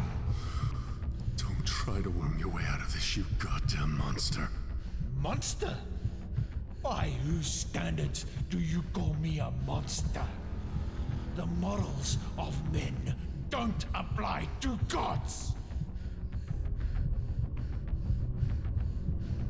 Oh, you can't actually access the save menu here. Tia, grab hold of something!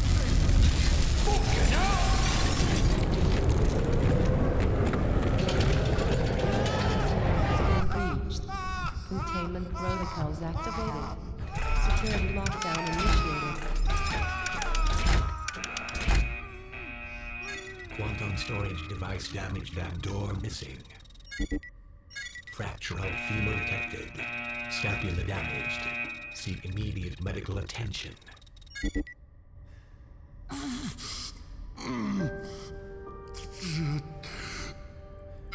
Alan, did you... Have we got her? I do. She's here.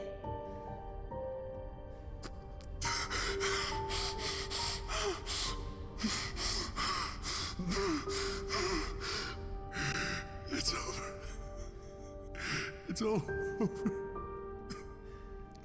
It's over. It's over. It's over.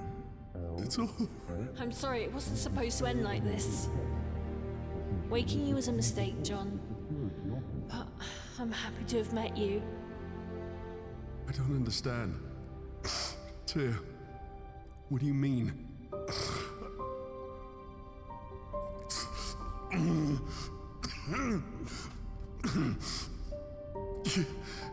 You woke me. Answer me!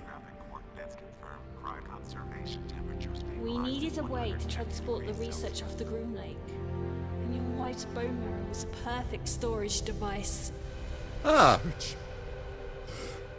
This is about fucking research. I was asking for a long time what her motivation is. It's about research. Worth billions, John. Billions. So you caused all of this. You let those things loose. No, I'm not that sloppy. The idiots we sent to get your wife's body turned off all the containment protocols. We lost Ellen in all the chaos. That pussy Yuri was on his way to you when Milan got involved. On his way to get my DNA. It was the only way to locate the data carrier in this shitfest.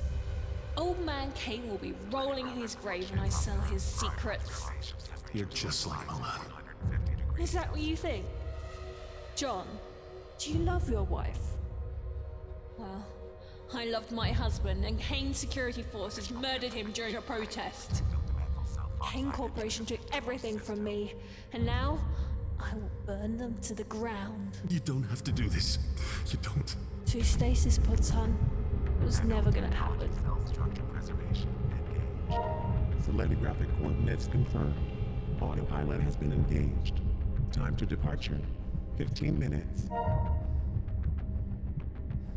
Oh, we can click on things. We can't save. You never had any intention of helping me. You used me. You used my family. It's not personal.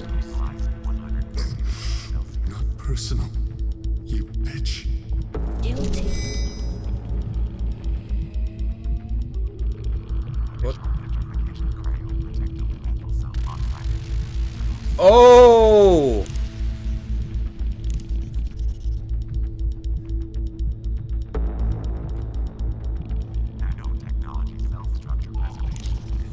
I think I see what I need to do.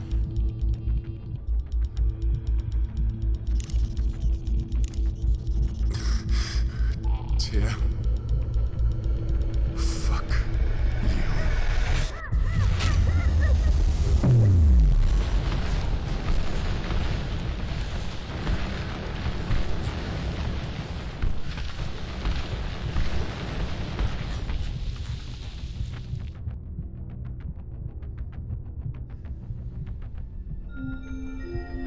This vessel has been cleared for departure. I don't quite understand how that worked, but I get the logic.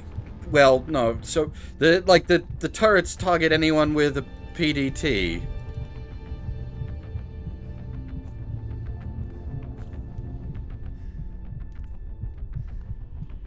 But why that counted as an active PDT after we threw it at her rather than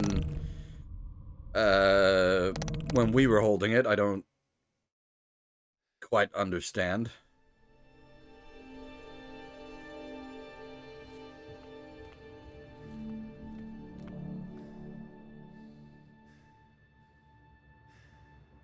Destination changed. I love you, Ellen.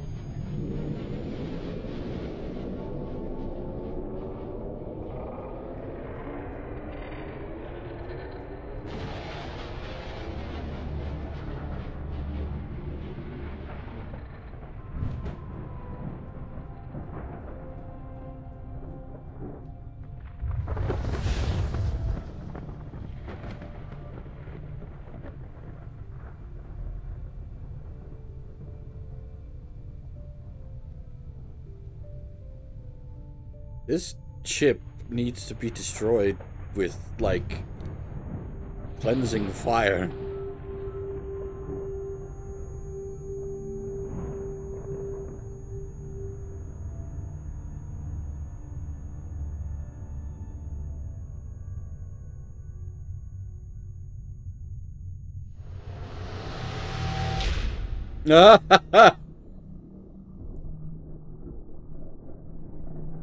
I was sort of like wondering, because they used her to give birth to one of the hybrids, so I was wondering, like, she can't be in too good of a condition.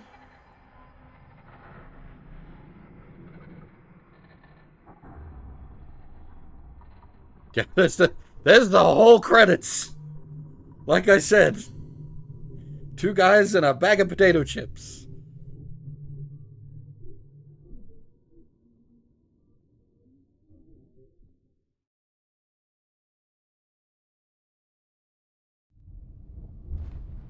Yep, we just finished it.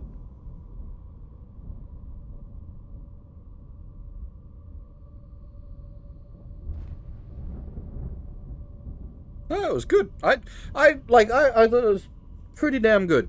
It is definitely modulated by the fact that it is the first work of a small team. That definitely offsets the amount of jank.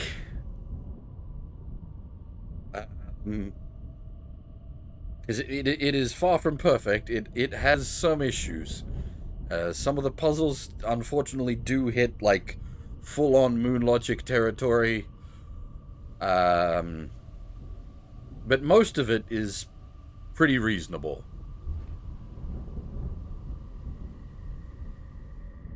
It's certainly not the worst Moon Logic I've dealt with in an adventure game. Not even close. But yeah, there's bits of it that are just... I think turning the viscera into, like, high quality viscera extract by like smashing it up with the butt of a gun, that one was what the fuck. And then yeah, they're making a mold out of, like, a mold of a key out of glue. That also does not, like, that one's less problematic only because that kind of puzzle has been done in multiple other adventure games. So in my case, it's like, yeah, I know, like, I can solve this puzzle because I have other adventure game knowledge, which is not a defense of a puzzle. That should not be... Yeah, the way to solve the puzzle should be internal in the game.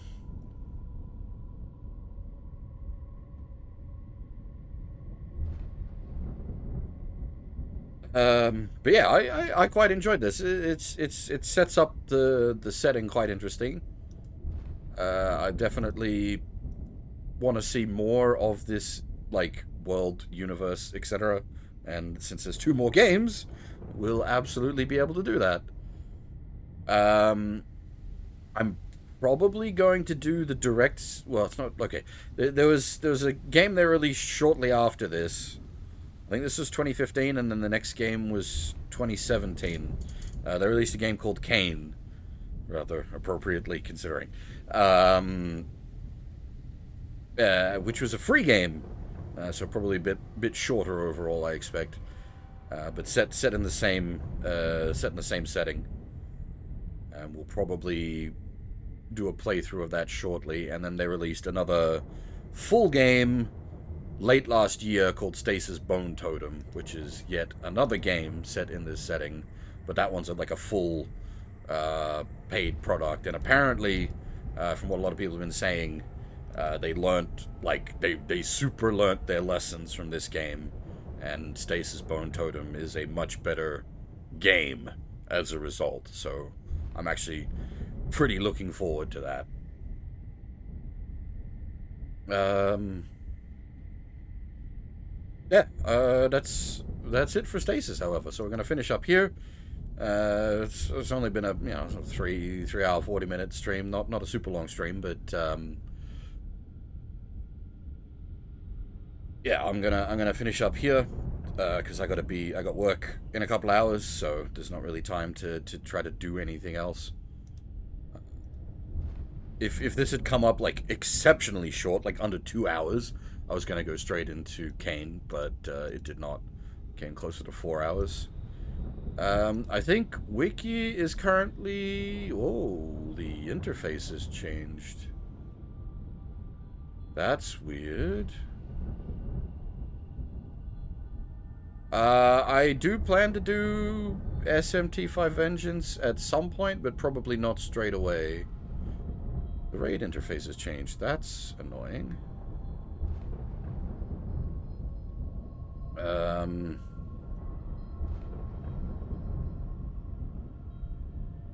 Huh. Alright, yeah, as I was saying, Wiki's currently streaming. He's checking out a bunch of the demos that just released on the Steam Next Fest, so I send you guys to hang out with him and enjoy short looks at new video. But from my end, that is all. Thanks for watching, everyone, and hopefully I'll see you all next time.